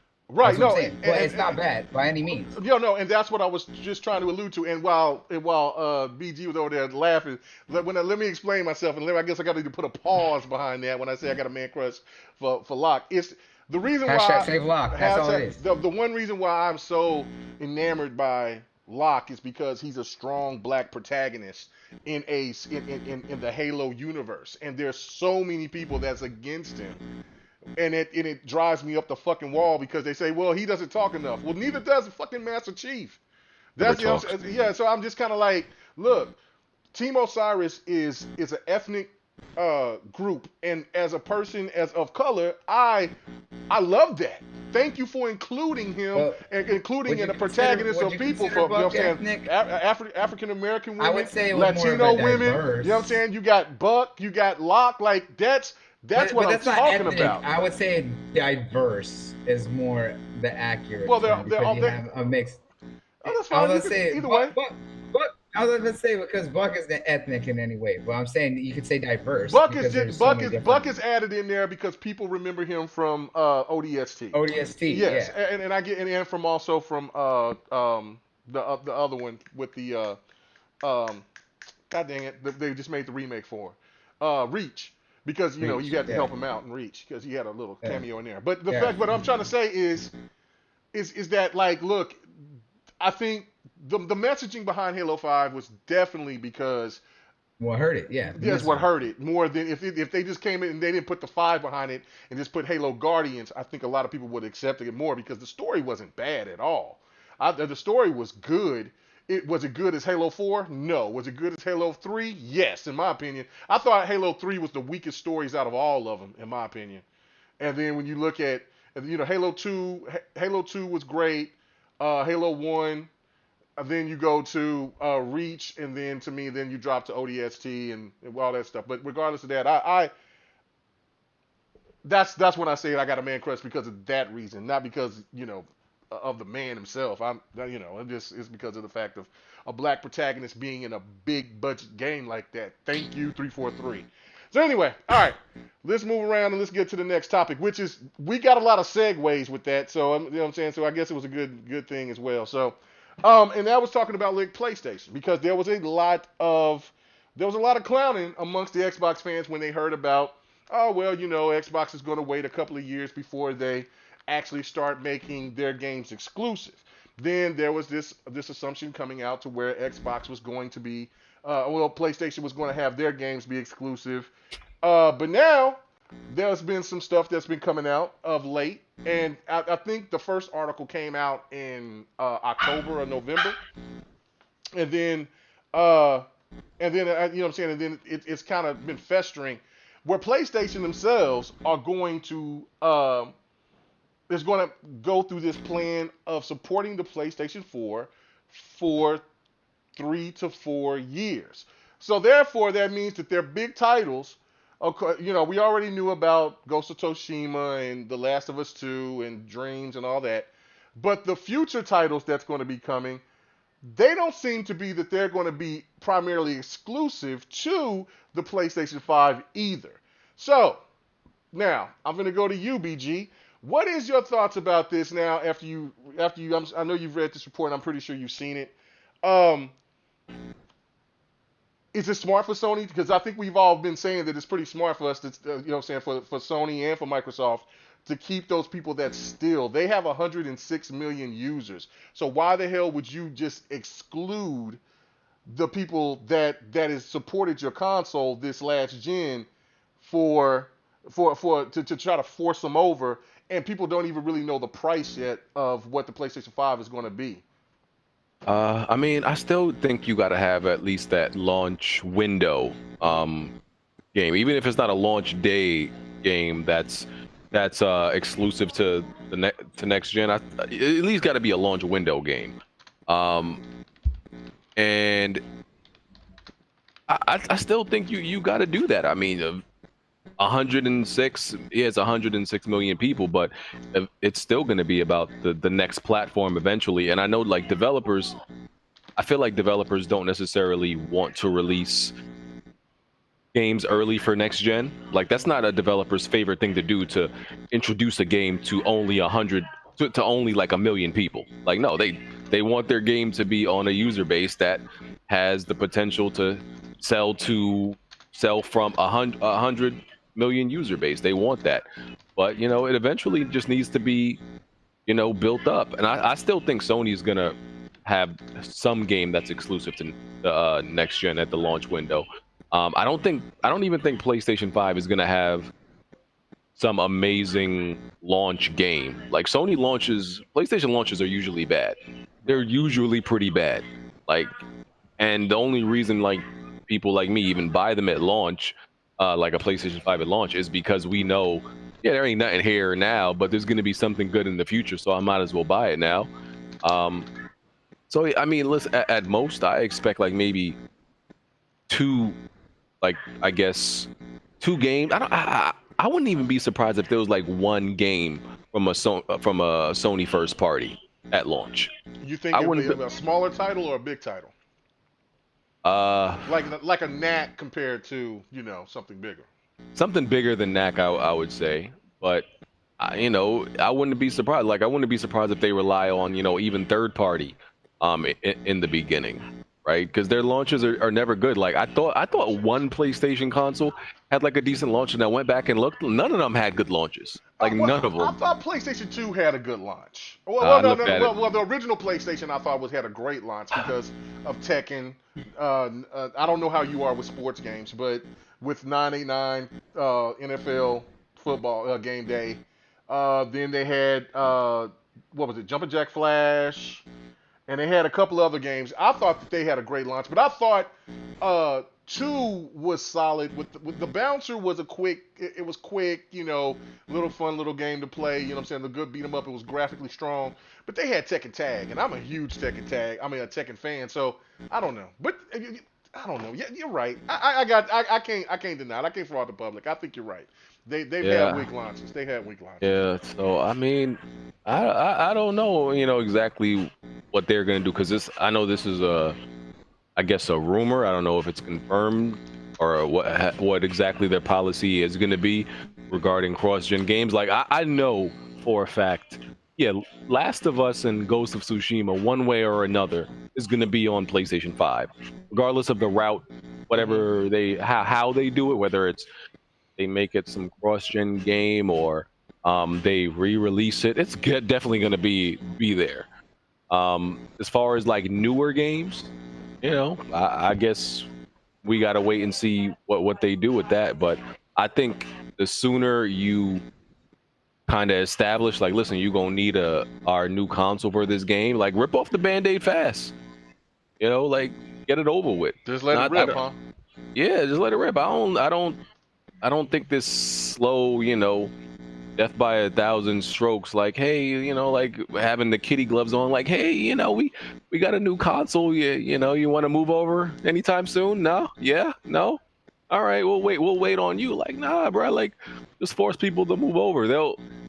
It is what it is. They'll get over it. All right. Well, okay. Well, let me ask you one more question, though, because this is intriguing to me, because I agree, but then I disagree as well, because look, I mean, it's just what 108 and what Bloody and I think what everybody else alluded to, which is basically, look, man, you cannot. You got 106 million consoles. Xbox has whatever 40, 50 million plus consoles out there. Those people are still important, and not everybody's going to jump. I know this personally from when with the Xbox One, when I got it day one. Shout out to my boy Kid Smooth, because I know he got his at day one. And then and when it felt lonely at times, because yeah, I was playing Killer Instinct and NBA 2K14 with other people, but like my homies that I had as friends on my Xbox 360, they haven't left yet. And a lot of them, they were so comfortable with their 360, they just was like, nah, man, I can't see myself giving up that 500 yet, man.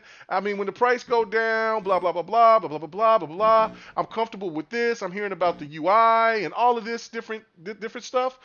I look at it as that, like, look, gamers feel comfortable where they're at, and I feel that there is not going to be a just slew of PlayStation fans that just jumps over to the 5 as quickly as some may seem. I mean, listen, it's lonely at the top. It's lonely at the top, right? And like, I don't think the PlayStation 5 is going to be as successful as the PlayStation 4. I don't, like, simply because the PlayStation 4 was such an enjoyable experience for a lot of people. People, don't feel like, I remember, like, like I said, with the PS3, like, even just opening your friends list was a major task. Like, I remember I couldn't open my friends list. You had to wait like a whole minute for your friends list to launch. I was like, man, I can't wait to get off this console. And that was halfway through. For the most part, the PS4 is still a viable console with a lot of games that people love, whether it be third party or exclusive. So I think it's gonna be very successful, but I don't think it's gonna, like how we heard about the PS4 breaking a record every other day, software and hardware wise. It's not gonna be like that. It's gonna do well, but it's not breaking no records like the PS4 did. So, I mean, it is what it is, man. Okay, no, I mean, it's cool. I mean, like I said, I respect your opinion. I just look at it like, damn, like PlayStation themselves though, they just said, look, man, they bragged about all these numbers. They can't do no bragging with these numbers. You know what I'm saying? When they first come out, because they know the launch numbers will be probably good, but it ain't going to be anywhere comparable to the 4, and they know that. So I don't know, man. But anyway, Rex, what is your thoughts about this with PlayStation saying that Sony are saying that they're going to support the PlayStation 4 with their big titles for the next three years plus?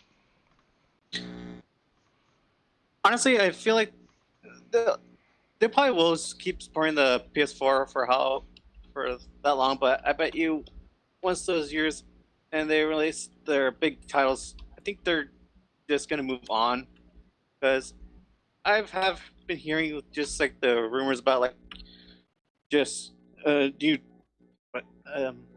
a new SOCOM exclusive for the PS5, for example, and I feel like they will have games for the PS5 if they're compatible with the PS4. I feel it could be, because again they do have like over 100 million consoles out there, and I don't think they want to leave that behind fully, especially with of course with something like PS Now, they'll probably be able to stream it to the PS4. So right, and there's also like cross-gen. They're going to do all that as well. So yeah, no, they're fully in on supporting. I just laughing at the fact that PlayStation stands were going in on Xbox's strategy, because even though they haven't sold as much as PlayStation, they still have a strong fan base. I mean, because what did you say, 108? When you get to 40, 50 million consoles sold, it's considered successful? Oh, 108's gone. Okay, all right. He probably, you know what I'm saying? My man was quiet, so I should have known. Anyway, all right. So, but that was my whole point and perspective of it. So, do you have anything else you want to add to this, Callie, before I move on to the next person?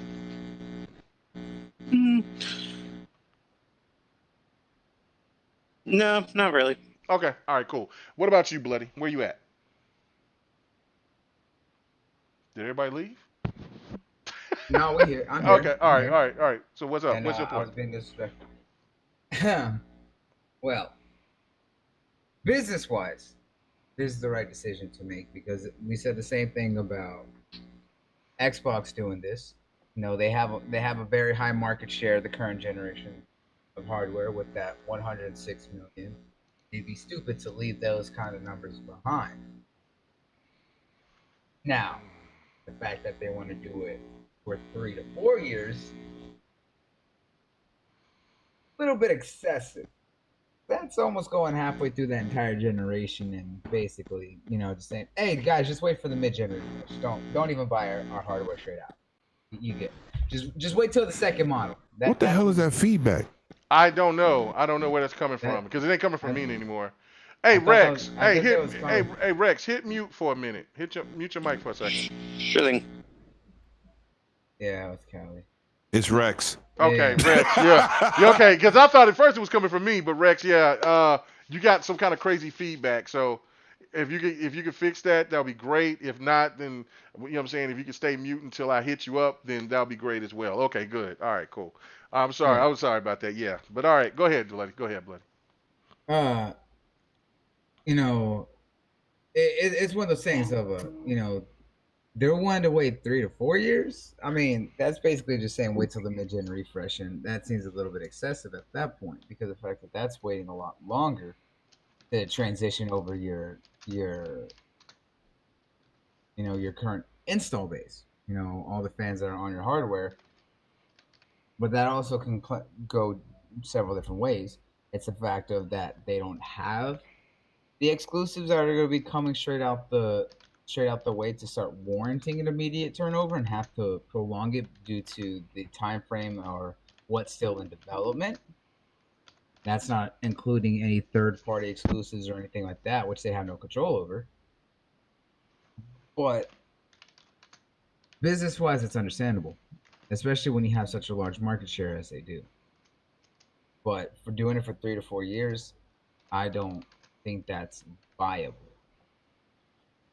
Doing 1 to 2 because of the fact that, again, that's basically saying you don't need next gen for 4 years. Everything that we're making is going to run on current gen hardware for another 4 years. That's basically overly extending the current gen hardware without needing to go anything into the future. That's basically, again, saying wait till the mid-gen refresh before you buy in. At least with Microsoft, they're saying with Xbox, they're waiting a year or 2. That's still fresh into the new gen, but gives enough people enough time to ease their way into it before they go and focus hardcore on next gen. Because after about 2 years, that's when most game developers are going to start focusing on the new gen / current gen at that time for their main efforts. If you're going to be supporting a console for 4 years, then you're not going to get as much support from the third party when they start focusing on the main generation at that point, especially after 2 years. You're not going to see as much support for the OGen. That's going to be harder to transition because those are the people who may not want to transition, especially because that's what we kind of saw as the hard changeover from the 360 or the Xbox One for a while, and especially with the real poor messaging from Don Matrick on it way back when. Okay. Now, if you're looking at it from another view, there's people who are saying, "Oh yeah, Sony's going to drop every last gen at the start of the new generation as soon as it launches." No, that's stupid. And the people who thought that they were going to look stupid. And anyone who didn't think that they wouldn't support last gen is stupid. Because business-wise, it's the smartest thing to do. It really is. And it doesn't matter who's doing it, whether it's Sony, whether it's Microsoft, or whether it's Nintendo. When you move over to a brand new generation, you want to support your previous hardware.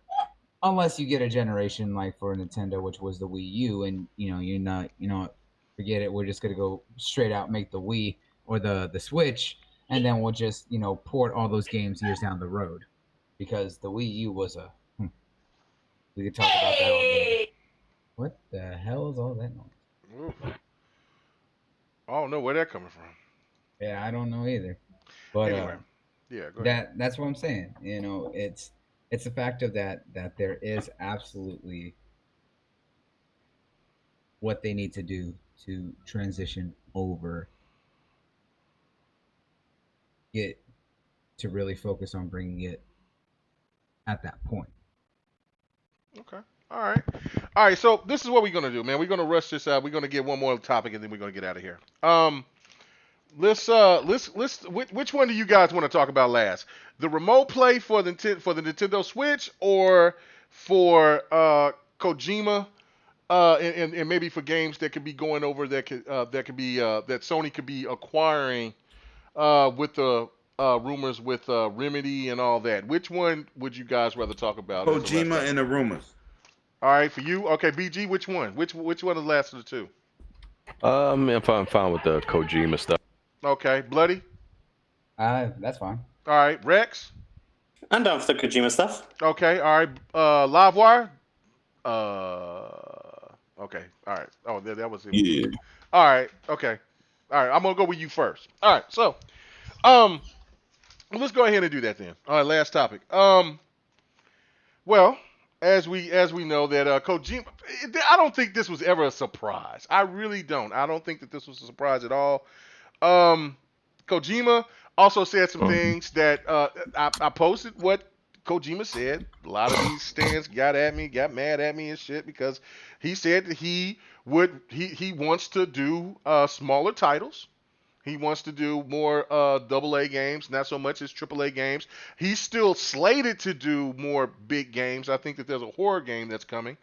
But I think that, maybe, you know what I'm saying, from the rumors that Sony is acquiring Kojima Productions, that maybe it's one of those things where Sony is like, hey, they put the kibosh on him. Like, bruh, we like what you do. Death Stranding was a beautiful looking game, but it was a little bit too out there for people out there. And hopefully that this horror game is going to do the business for you. And so therefore, we're still going to acquire you. But so all right, so we got that. Then there's rumors of Remedy being acquired by Sony, which, look, I love Remedy. It doesn't matter where Remedy go, I'm going to follow. I'm not, what I'm saying, you already know that I bleed green, but I bought every PlayStation that's ever been. So I'm going to continue to buy PlayStation, so I'll just play Remedy games there if that's the case. But I want to know if that is true or not. And we also seen some rumors of Sunset Overdrive. We've seen Insomniac show some pictures of a boss battle with some DLC with Sunset Overdrive. Do you also think that they're going to do that? And do you think that Sony's going to acquire anybody else? So I'm going to you live first. I know that's a lot to take in, but just let me know what you think. What do you think about all of this, man?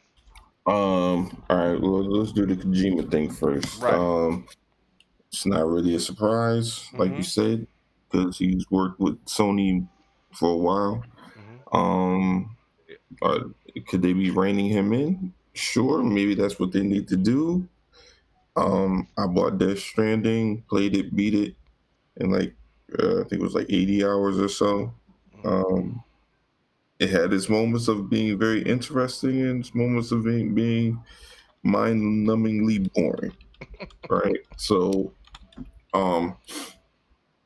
and just because I'm kind of indifferent about the game doesn't mean that people can't still feel it's game of the year for them. I mean, listen, people like what they like. Some people love cuddling with their girl. Some guys like getting their nuts smashed with a hammer. Depends on what you like, whatever. But maybe even need to get reined in a little bit more with the whole.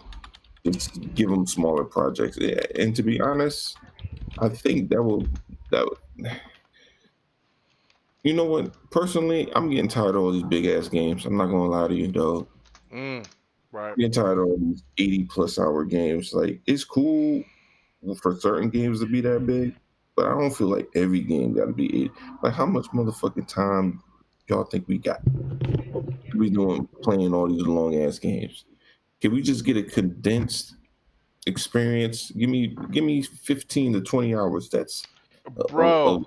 I'm sorry to interrupt you, but I just got to say this. I just recently beat the Order 1886, and I beat it on because I played it on the hardest difficulty, and I beat it. I beat it in 10 hours, 10-ish hours, between 9 and 10 hours, and I felt fine with that. I was cool with that, so I agree 100%. Oh. The other thing is I think this generation, we got a lot of long ass games. Don't get me wrong. I'm not saying, we need to get The Witcher and make it a 20-hour game. No. I think certain games should be that long, but games like Days Gone, right? Days Gone would have been a great game at 20 hours. Bro, I swear there was so many times playing Days Gone. I just started that game. Don't say that because you're going to make me stop playing.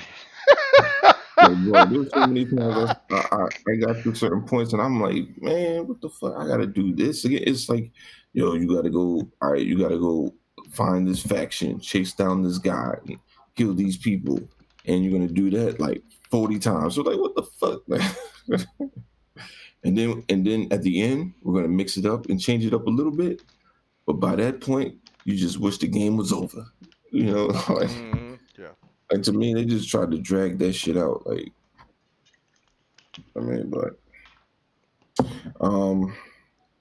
So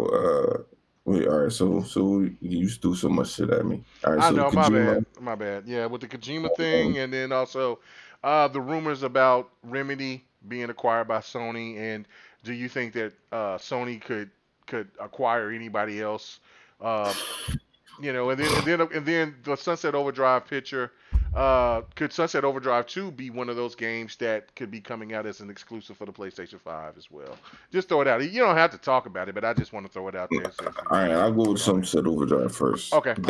I think they're going to, before they put a Sunset Overdrive 2 out, they're probably going to put out the remastered version of the first one, just to see if there's interest in it. Will Xbox allow that, though? I don't think Microsoft gives a shit. Yeah, you might be right. I don't think, because I'm gonna be honest with you. I think Xbox got so much shit lined up. They ain't not even worried about that shit.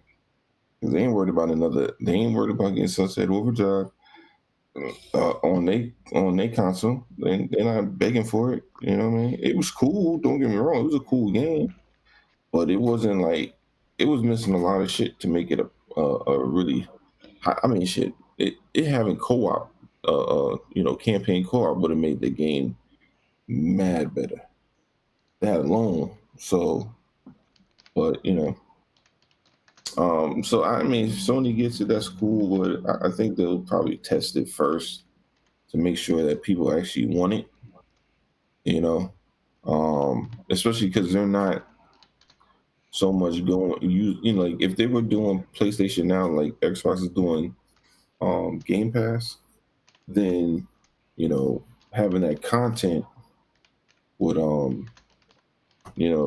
PlayStation Now would make more sense. Like, okay, you're gonna put it in there for day one to keep subscriptions up, so blah blah blah. You're gonna do it that way, but just to make a game, just to throw it out there, I don't know how much it's gonna cost, and if it flops, then what? If you don't have a serious, if you're not doing something serious with PlayStation Now, which it still seems like they kind of got their ankle in. At first they had their toe, and now they got their ankle in, trying to figure out if they're going to do more with PlayStation Now. But we shall see. Now the thing with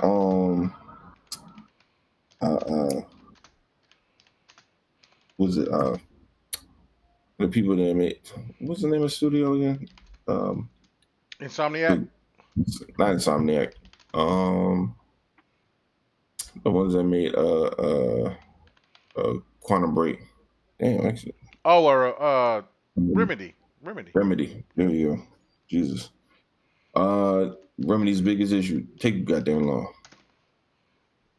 They gotta figure that shit out. Now it seems like that is up Sony's alley though. Like Sony is not in no hurry. Sony's not in no hurry. They'll show trailer after trailer after trailer after trailer. They'll show trailer after trailer after trailer after trailer, and then they'll just go from there. So, but I'm gonna tell you, Control was a solid game, but it's not really on par with PlayStation type stuff. What do you think about Quantum Break? What about Quantum Break though? Would you put that on? What I mean by that is story wise. Okay. Because I don't really feel like PlayStation has good. They have solid gameplay. They don't necessarily have the best games with gameplay, but they got solid gameplay, great graphics, really solid or good or great stories. Right. That's what I think. I think of great graphics and great stories with PlayStation games. With PlayStation, I look at graphics and graphics, lot of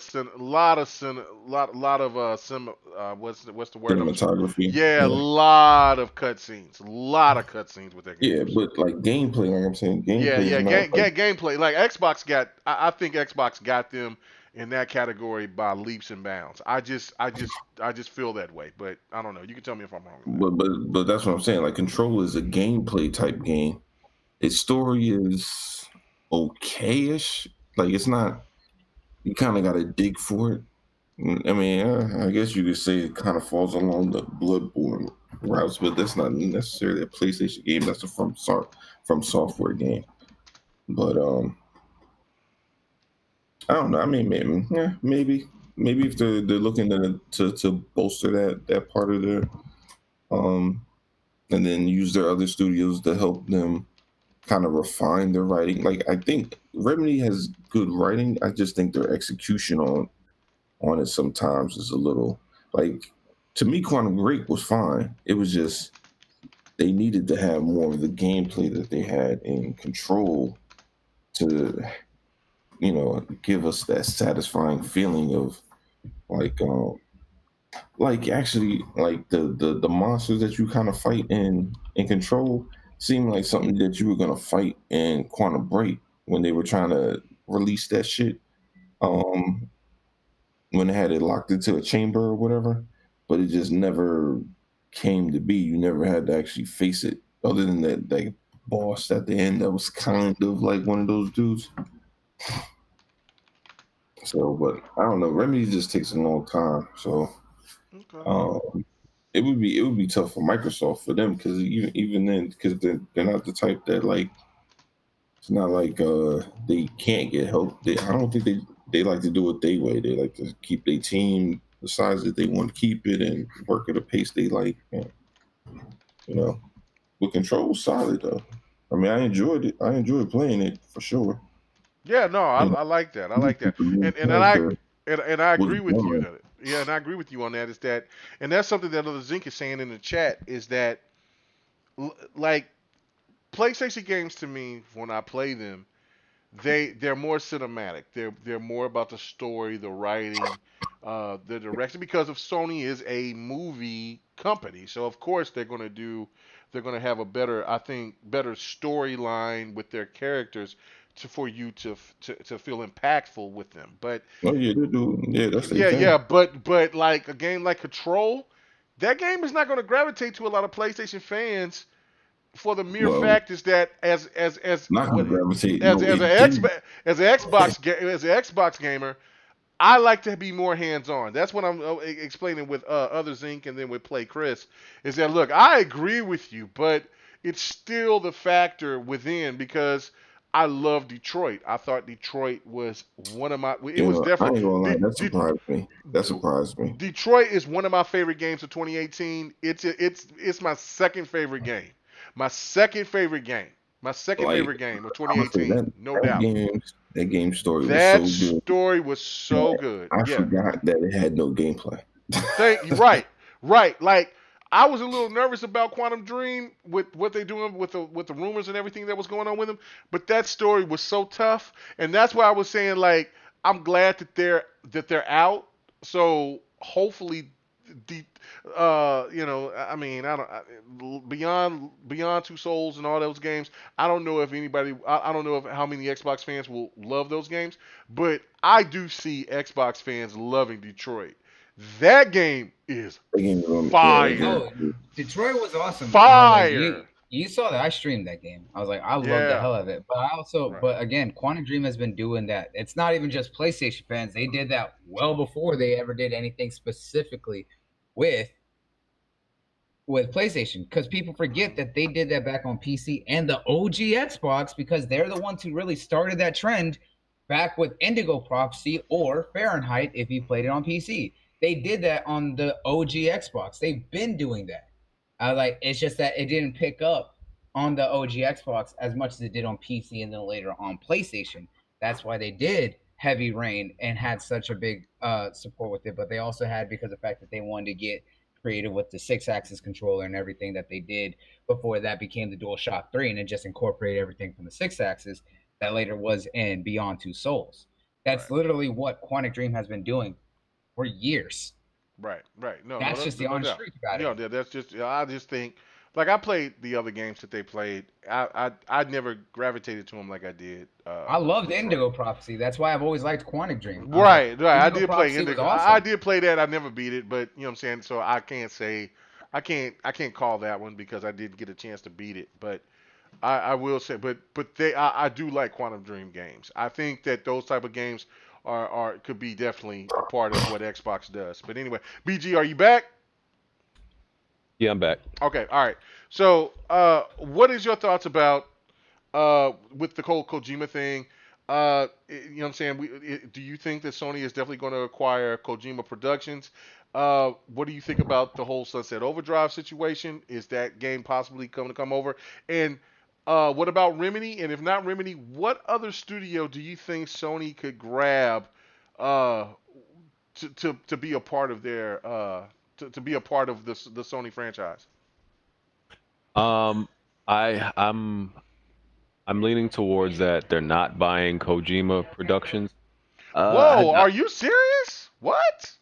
I mean, more because I feel Kojima doesn't want to be bought.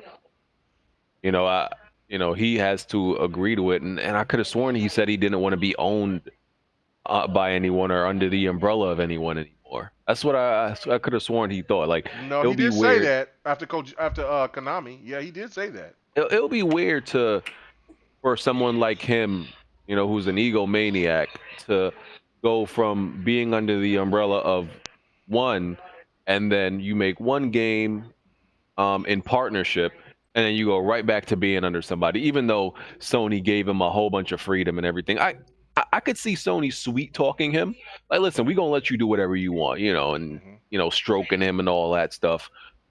So I could see them sweet talking him, and then he's like, "All right," but I don't think he's in a like a rush to like sign a contract and be under somebody and like be owned. And Really? I wouldn't. You've been throwing me off tonight. You have really been throwing me off tonight. I mean, and it's not in a bad way. It's just been like, it makes sense because of what he's been saying. But again, how many people going to buy into what he's been doing? Because look, Death Stranding, it could be nominated for all these awards and things like that. But man, bro, you and me have been on the same wavelength on this. That game ain't it. That ain't it. Trash. It ain't it.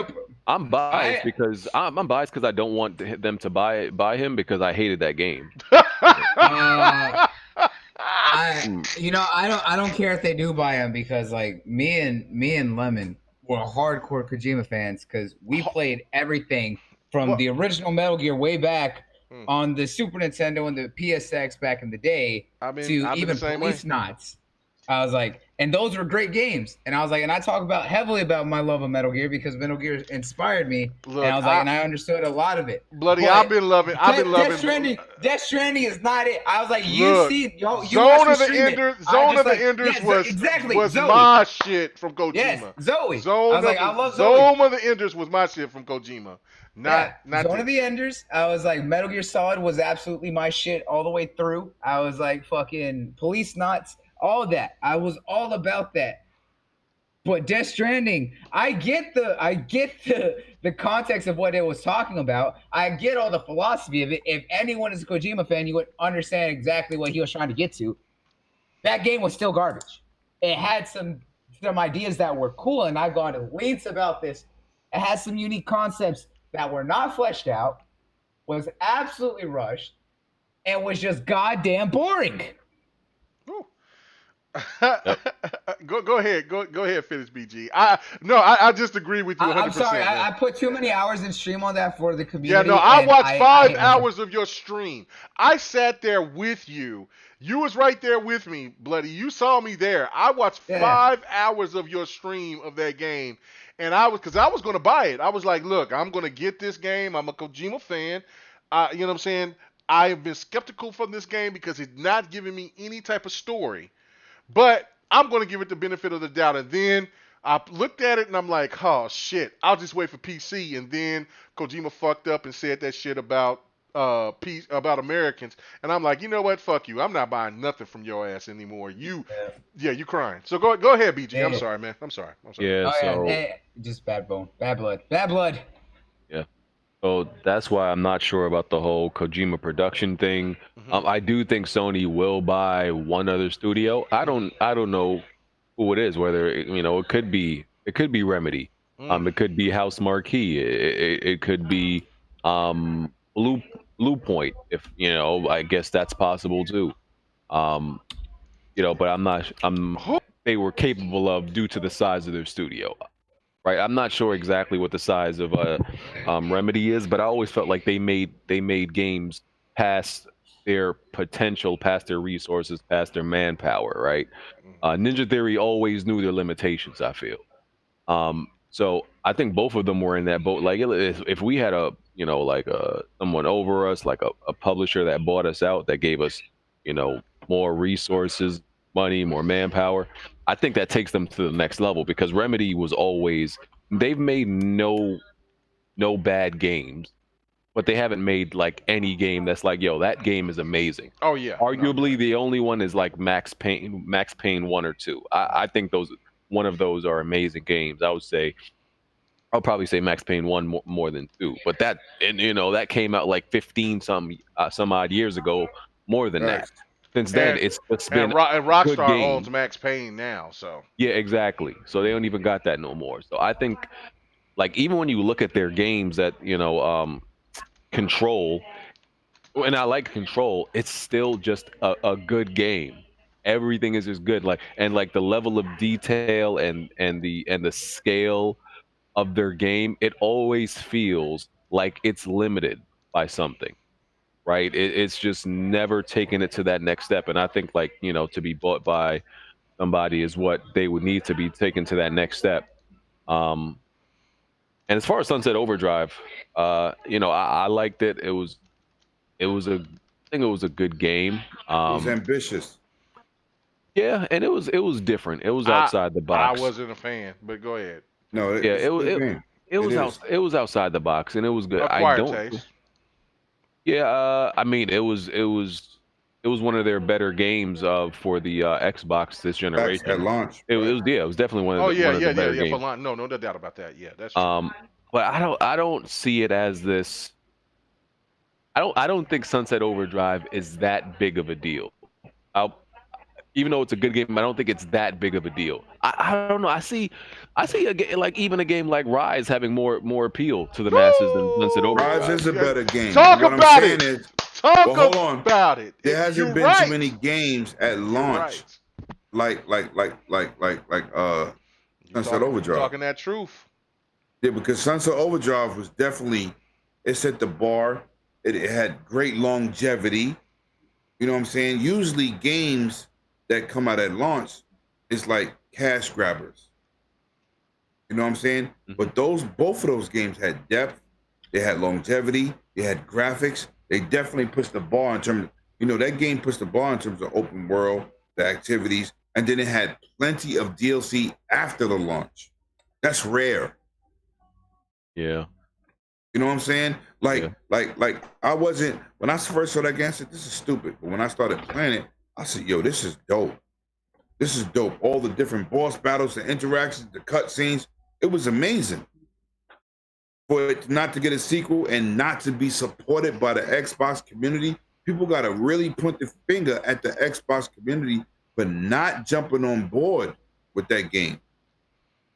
And for it to get the lackluster, let me not say lackluster, for it to get the credit after the fact it came out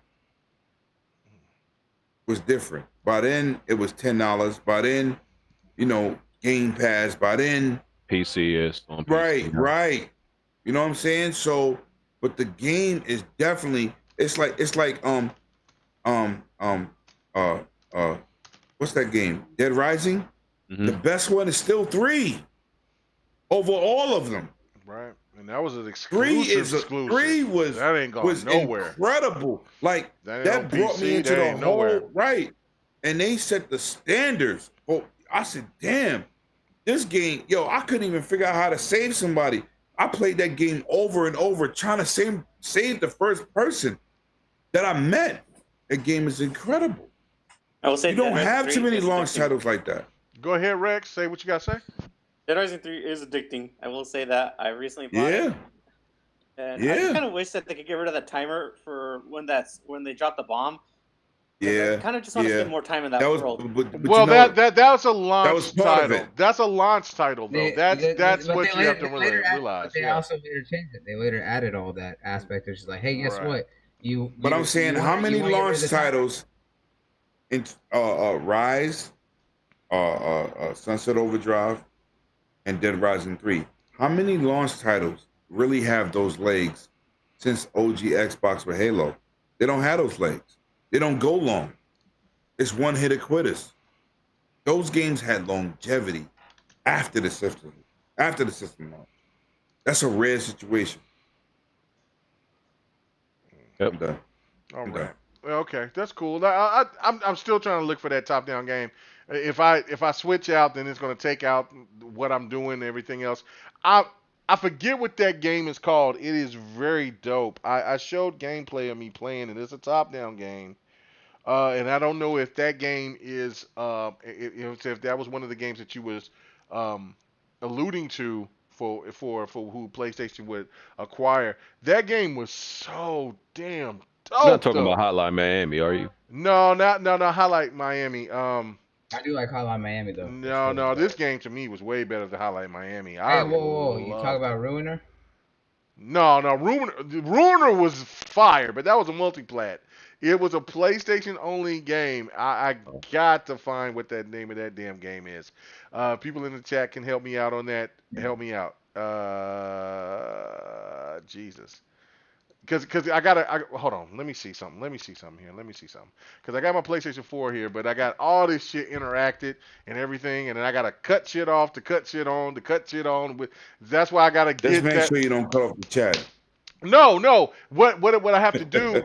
See, it would be great once I get this 4K this 4K Elgato implemented into Not Elgato. Yeah, no, Media. No. Limit. I'm 4K Elgato that I can put into my PC, so I can then use it, and I don't have to use all these other assets that I have to use what I'm doing with this. So I can just jump in. I'm listening to your boy. What? No, it's not Resogun. It is not Resogun. You know what? Resogun. That was a launch title. This game was great though. Resogun is a great one. I showed gameplay of this game, and it has a feel of what the game that Bloody said. I forgot the name of that already. Miami.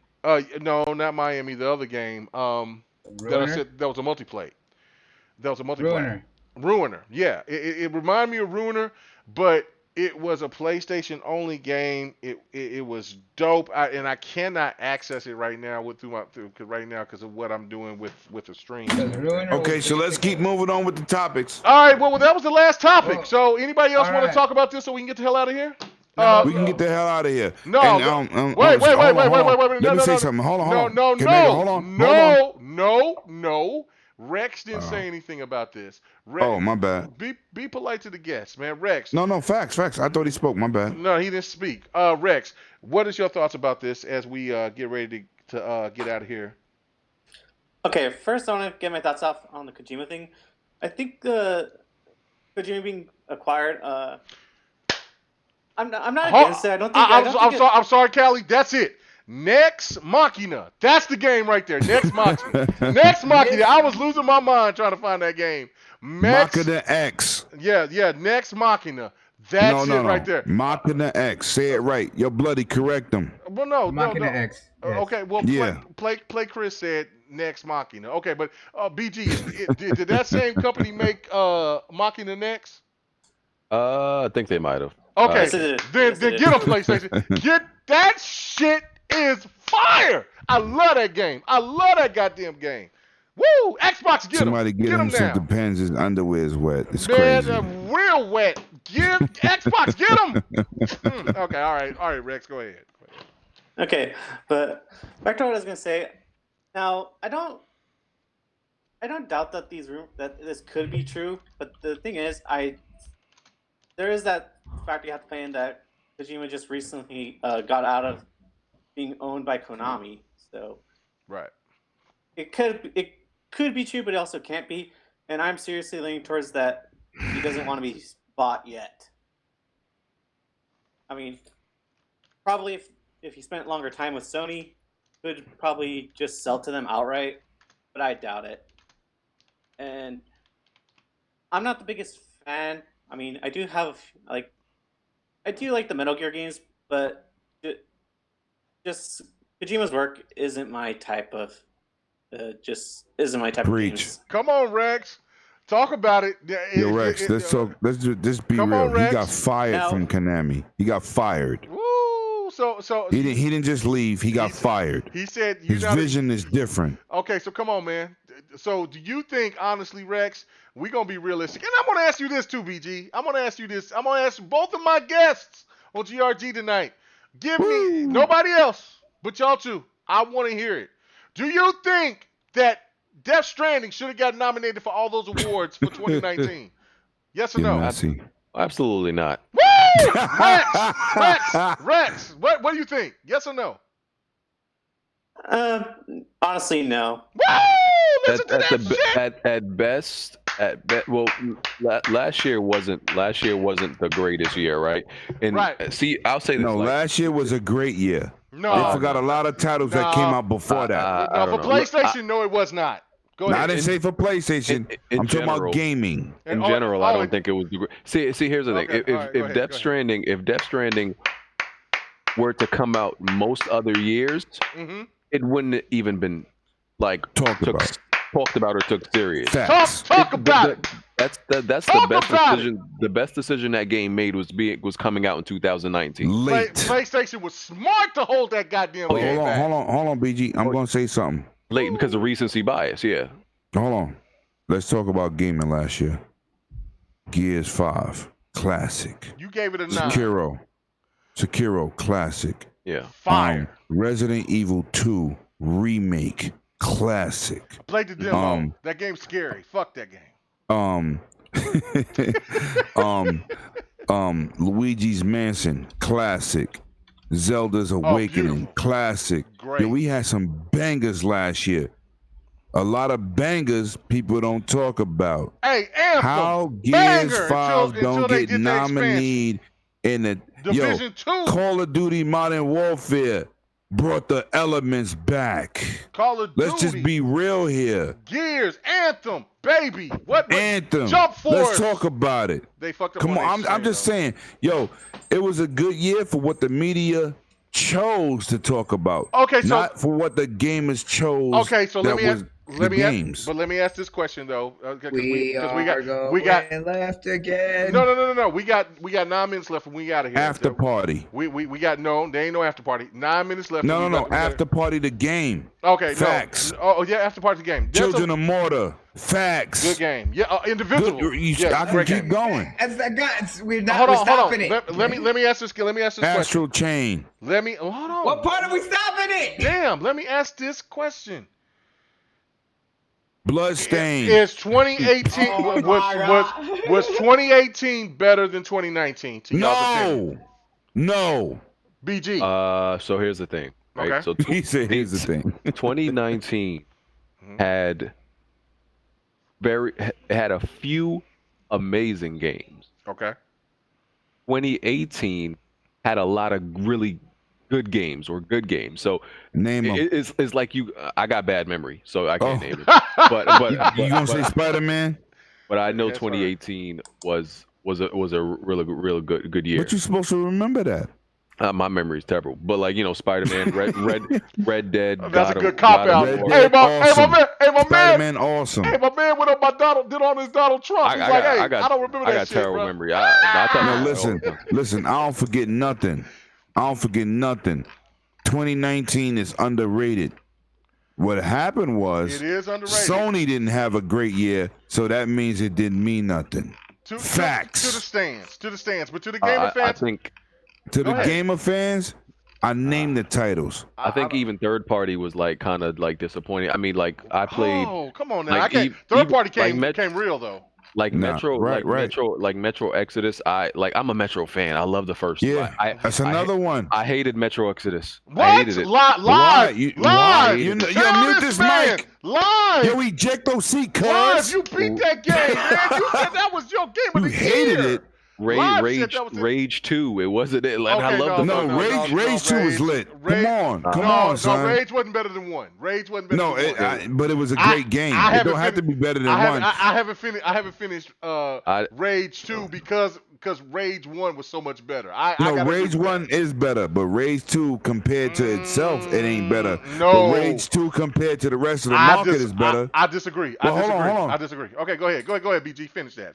Yeah, go ahead, BG. I mean, I think the third party definitely let us down, and I think that's what made it kind of a mid-year, I would say. Oh yeah. Yeah, my thing was with Metro Exodus and with that game specifically is I just didn't like the change to open world. I think. It was already hard. Metro is one of those games that benefits from being linear. It just is, so the goddamn game is hard. It's the Dark Souls of first-person shooters. So, all right. So you know what? Look, you know what I'm saying, BG? We have been really on the same league until this point. We had a little different, but on this one, I got to read a couple of games for you, man, just to make sure that you're right about this, right? 2019. Sekiro, right? That was the game that won Game of the Year, right? That was an amazing. Yep. Fuck that game is hard, but it is beautiful. Yeah, I've gotten maybe 34 to 40% done of that game. Fuck that game for being so hard. I beat that one first boss with the big dude running around. Well, okay, it's the. Are you talking about the bull? No. It's the. It's where he goes back in time, and then he get to the final dude that's got the sword. That's where I'm at. That's why I got killed. He ain't nowhere. In other words, he ain't nowhere. Damn, disrespectful. Fuck that. Wait, wait. He went back in time. He so went back to the castle or something, probably at the castle. He's at the Harada State. I'm at the very boss. You're like he's at the castle. He ain't nowhere.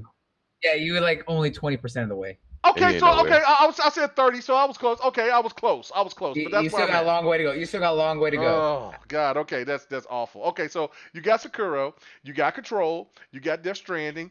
Okay, a game that you forgot that I beat and I thought was one of the best, one of the story-wise, not as gameplay.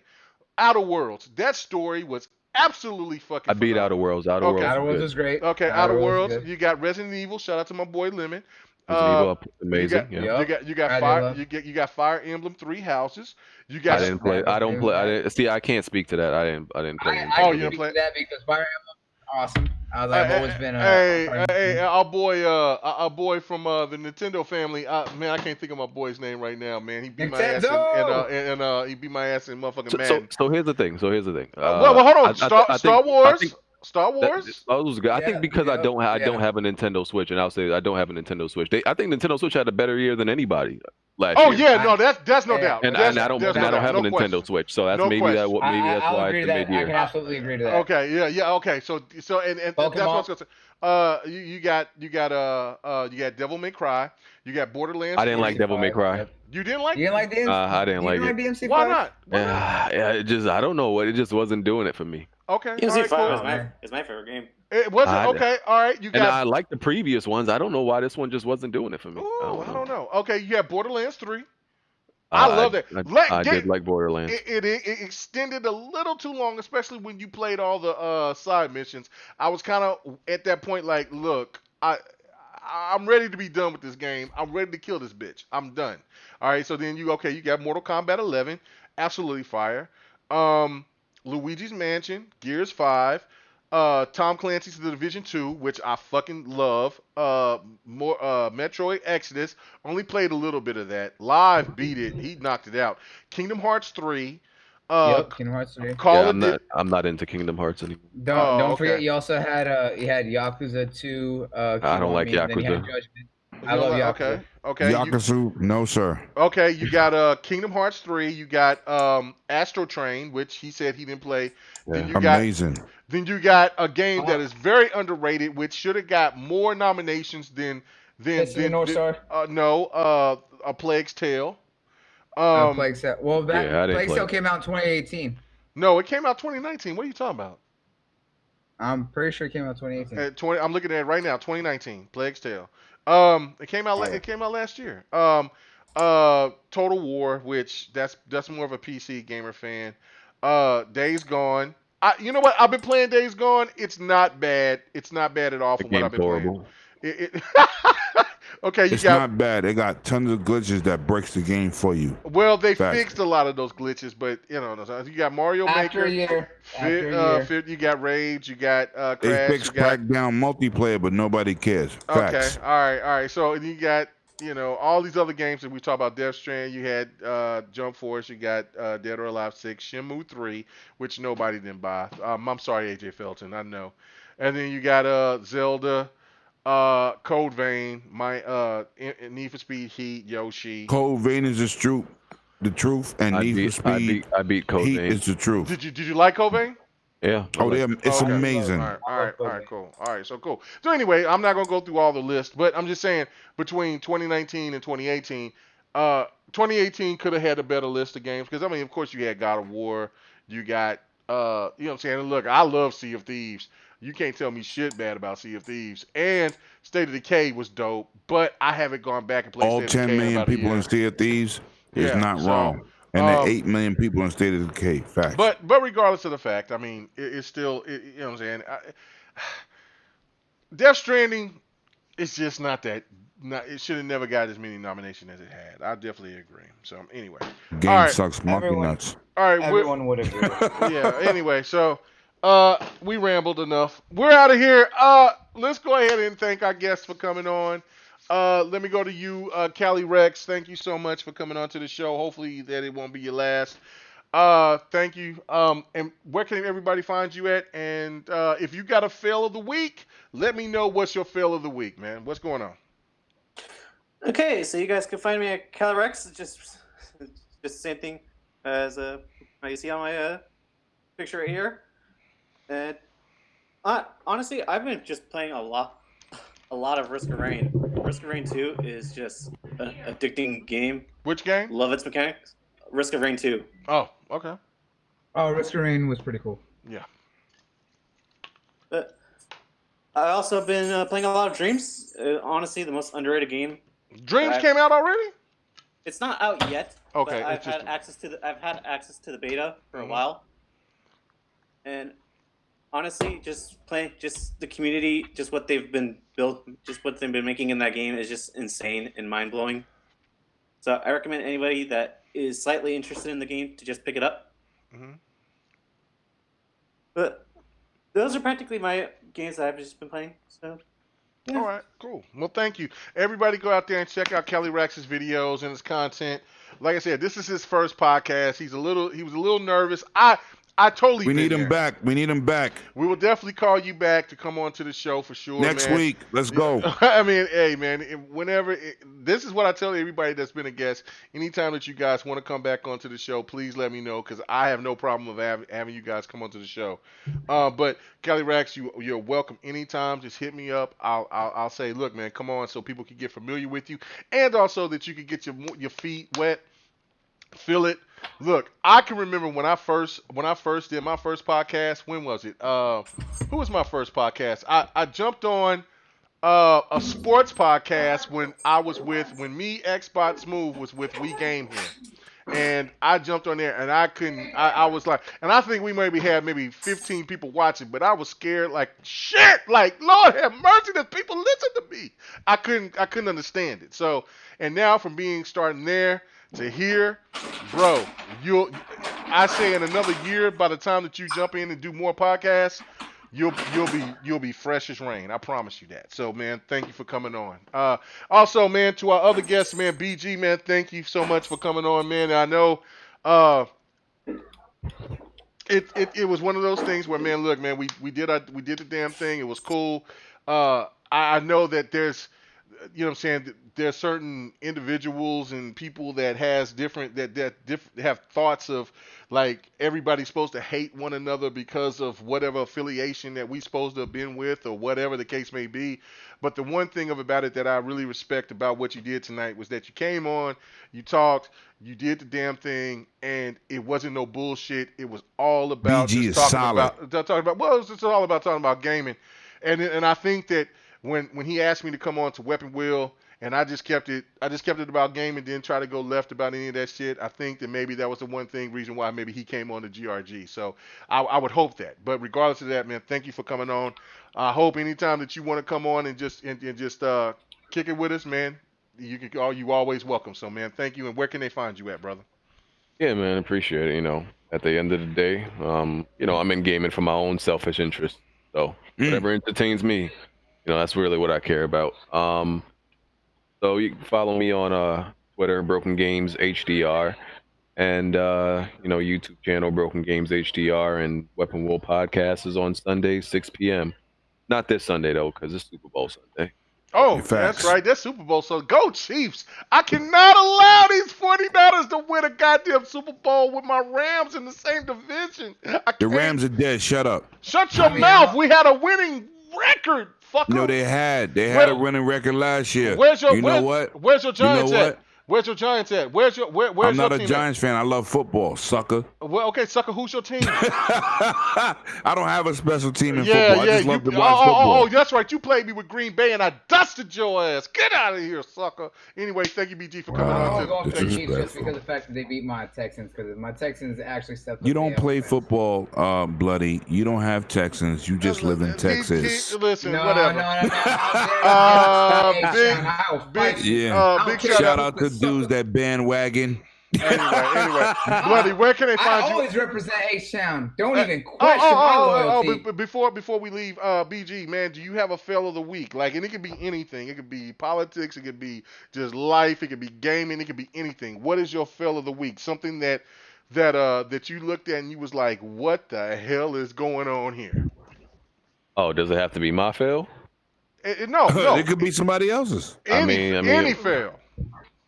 Oh man, I can't even bring it up. Y'all seen what happened on Twitter this week? Y'all know no, bring it up, cause no, we're not doing that. We're not doing that. I'm not doing that. Okay, thank you, BG, my man, stepping above the box and beyond, baby. Shit. Good looking. Oh man, you know what my fail going? I mean, but he's not wrong. That's a nasty fail. That's a dirty fail. That's the biggest L I think I've ever seen on Twitter. Next to what I've seen in Bang Bang with another person. Oh, we're not bringing it up. We're not bringing it up. Lord, Come on. K-Mega, keep it pushing. K-Mega gonna be a little messy at my point, but I'm leaving. Okay, that's for after dark.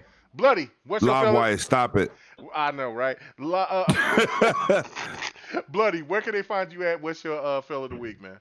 They can find him on Broadway in New York with the thongs on, with the bloody rings. And you're talking about me. What are you talking about? I'm just cracking a joke, though. I'm just cracking a joke. Bloody. Yeah, Bloody. I'm sorry. At least I'll be on Broadway actually making something. I know that's right. All right, yeah.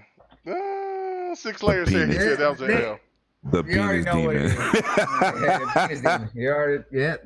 Okay, where can they find you at? Go ahead. And they can find me over on Twitter, on Facebook, Instagram, and of course on Mixer.com and YouTube, all at Bloody Nux, BLOODIE_KNUX. I stream 5 times a week on Mixer, and of course they can find me every Saturday over on my channel, hosting the Smash Podcast, your little one-stop shop for all things nerdy news and geeky goodness. And of course they can find me here every Friday with you asshats, going wild, talking about gaming news. And shout out to the guest, man, BG. It's good to finally do something with you. Like I said, you've always been supporting my brothers, and my brothers giving love back. So and Cali Rex. Yep, and Cali Rex. But I'm talking to everyone specifically right now. Unlike you, I like to give individual love, not just mass love, man. So BG, thank you for coming out, and Cali Rex for stepping up and doing your first show, man. Trust me, I've been there 2 years ago with this same group of people, man.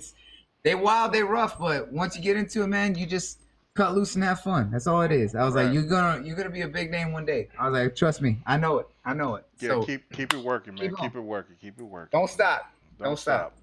Can't stop, won't stop. You know what I'm saying? The one thing that you remember is that the people that supported you, you know what I'm saying, they're not saying in the sense of like, look, you know what I'm saying, look at the people, you know what I'm saying, you gotta be all about the people that support you, but just look at this and just see here, we're here to support you, and then there's going to be other people that's going to support you. Just stay with that. Don't go to that negative energy. That shit is not going to get you anywhere. Nope. Do the right thing. All right. No. You're right. All right. 108 Dragons TV. You was over here trying to show. No. That ain't 108 Dragons. Remember, that's 11. Hey, this boy over here trying to show out because there was another Brooklyn cat in here. I don't give a damn. OKC, son. Oklahoma, son. I don't give a fuck about no New York shit. This is OKC. You know what I'm saying? Who the host? Not on my connection. Rainway. Anyway. Stadia. Stadia. Stadia. I'm sorry. I couldn't hear that last part because the connection was too poor. Oh, disrespect. What was that? Come again? Stop disrespecting me, man. 108 Dragons, where can they find you, brother? What's your favorite? First of all, let me shout out to the guests. Yo, BG, we got to do something. Yo, Cali Rex, I enjoyed your energy. You definitely had some great points. And shout out to my panel, E3 2020 coming. We got some great content for y'all fans out there. And look forward to the next GRG podcast next Friday. Can't wait. You already know. You can find me at 108 Dragons TV on every social media platforms, man. And let me tell you something, man. It is greatly appreciated for the attendance, for the comments, for the super chat that y'all give to this team, man, because honestly, man, everybody here works hard at their craft, and it is greatly appreciated. I'm so humble that people even pay us a mind, because I come out here and I try to clown crack jokes and be entertaining, man. But it's just good to see good people come back again and again and support what we doing in these streets, man. Like I said, Cali Rex, BG, man. It's a pleasure to meet y'all brothers. Y'all definitely brought that great content, and we need to keep it going. And my fail of the week, I don't have no fails of the week because I keep it progressive, baby. That's what I do. Facts. More like you keep it in your pants. Oh my God! Yo, listen. I don't even Stop know worrying about my strudel. I don't even know about. Whoa! Don't worry about my strudel. Okay, hold on. There's some other people who ain't. Keep that shit out of the DMs. No, we don't need You know no what I'm saying? No Yeah, more. keep it pushing. Keep your disc in the tray. Keep your disc in the tray. Yo, you gotta eject those sheep bloody. Man. He drinking too much. He different. I'm sorry. Livewire, where can they find you at? What's your fail of the week? Let's get the hell out of here. You can find me on a abandoned Livewire campus. is gone, man. He take it down to Blanca. Don't know You can what find me on go abandoned ahead. campus. Play live. And I'm about to I need my dolphins and AKA Trumpzilla and All right. All right, cool. Thank you, Live. We appreciate it. Donald Trump, you gotta quit it, bastard. Anyway, all right. So this is what we're doing, man. As I always say, and as I always do, man. I really appreciate everybody coming out tonight. And for the people that listen, because there's so many people that listen to the show afterwards. It's crazy because I know if they listen to the podcast beforehand, with Mooch's podcast or whatever, they come and they listen to us all through the week, man. So it has been a blessing. Thank you guys. We have been growing. We have been doing a lot better, and man, it's all for you guys. It's all because of you. And without you guys, we wouldn't be shit. So that is Facts. Much love. So anyway, as I always say, if you don't have to go to work tomorrow, then you need to be gaming. If you ain't gaming and ain't got to go to work tomorrow, then there's only one thing that you can do. What is that, gentlemen? You gotta be doing the pants off, dance off.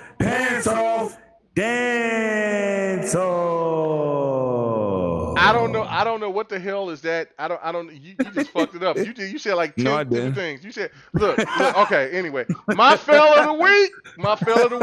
Look, I know BG didn't want to do that. I appreciate that, but listen, man. You can't be hitting up 16-year-old girls doing you can't be hitting up R. Kelly. Yeah, hey, bro, you can't be doing R. Kelly, man. You can't be doing 16. You can't be hitting up 16-year-old girls and over here throwing pics, man, and then try to hit people in the DM talking about PlayStation and Xbox, bro. That ain't it. Breakfast smelling like toast. That ain't it. So we out of here, man. Good night. Stay away from that's what I'm saying. Just keep it in the pants. Keep your disc in the tray. Yeah, we out of here, man. Everybody have a good one. God bless. See y'all next week. Peace. Woo. Oh, what the hell was that? That voice crack, baby. Yo, BG, man. Yo, BG. Yo, we gotta do something, my brother. You got to get that Brownsville connection on. Let's go. How old are you? Yo, BG, how old are you? 29 now. Oh, right. You know why?